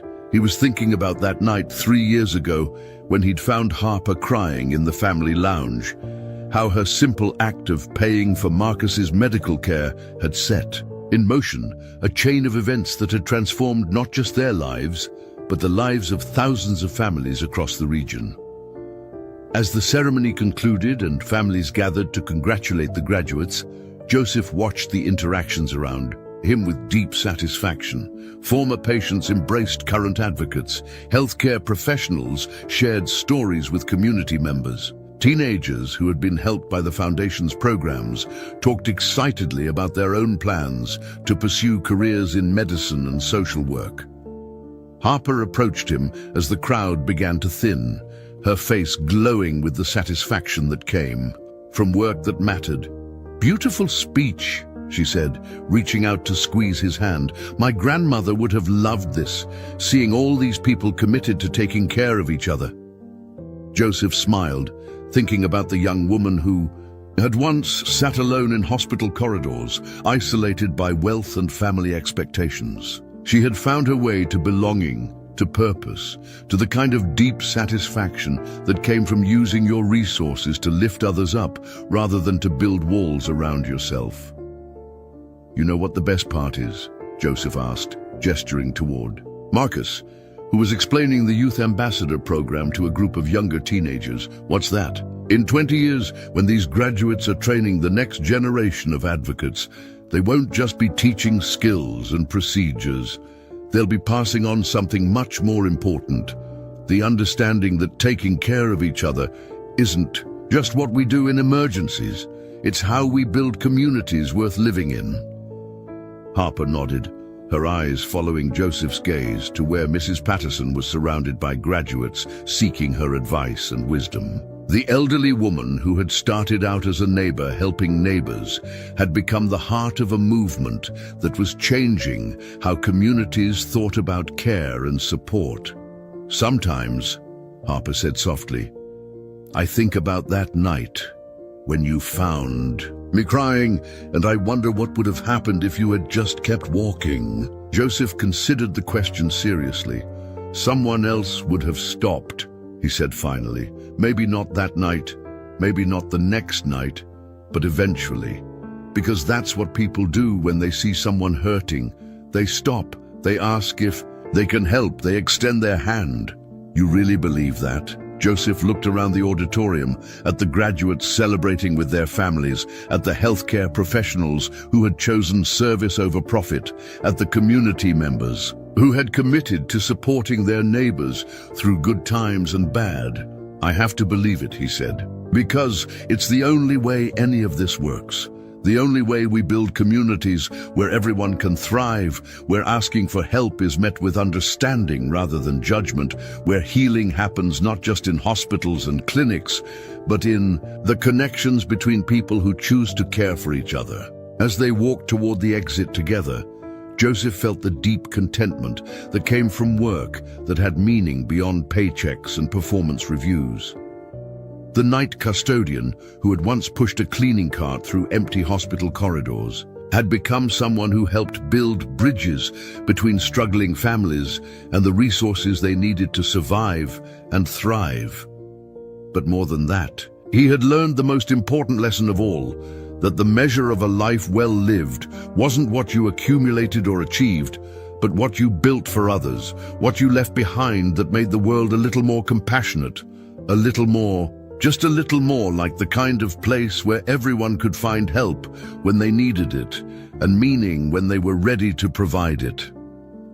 Outside, the spring evening was warm and full of promise. In communities across the region, families were receiving care without fear of bankruptcy.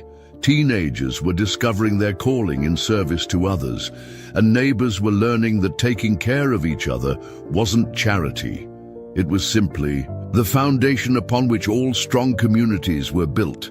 And in hospital corridors that had once echoed with the footsteps of a lonely night janitor, new stories of compassion and hope were being written every day, one act of kindness at a time. Up next, you've got two more standout stories right on your screen. If this one hit the mark, you won't want to pass these up. Just click and check them out. And don't forget to subscribe and turn on the notification bell so you don't miss any upload from us.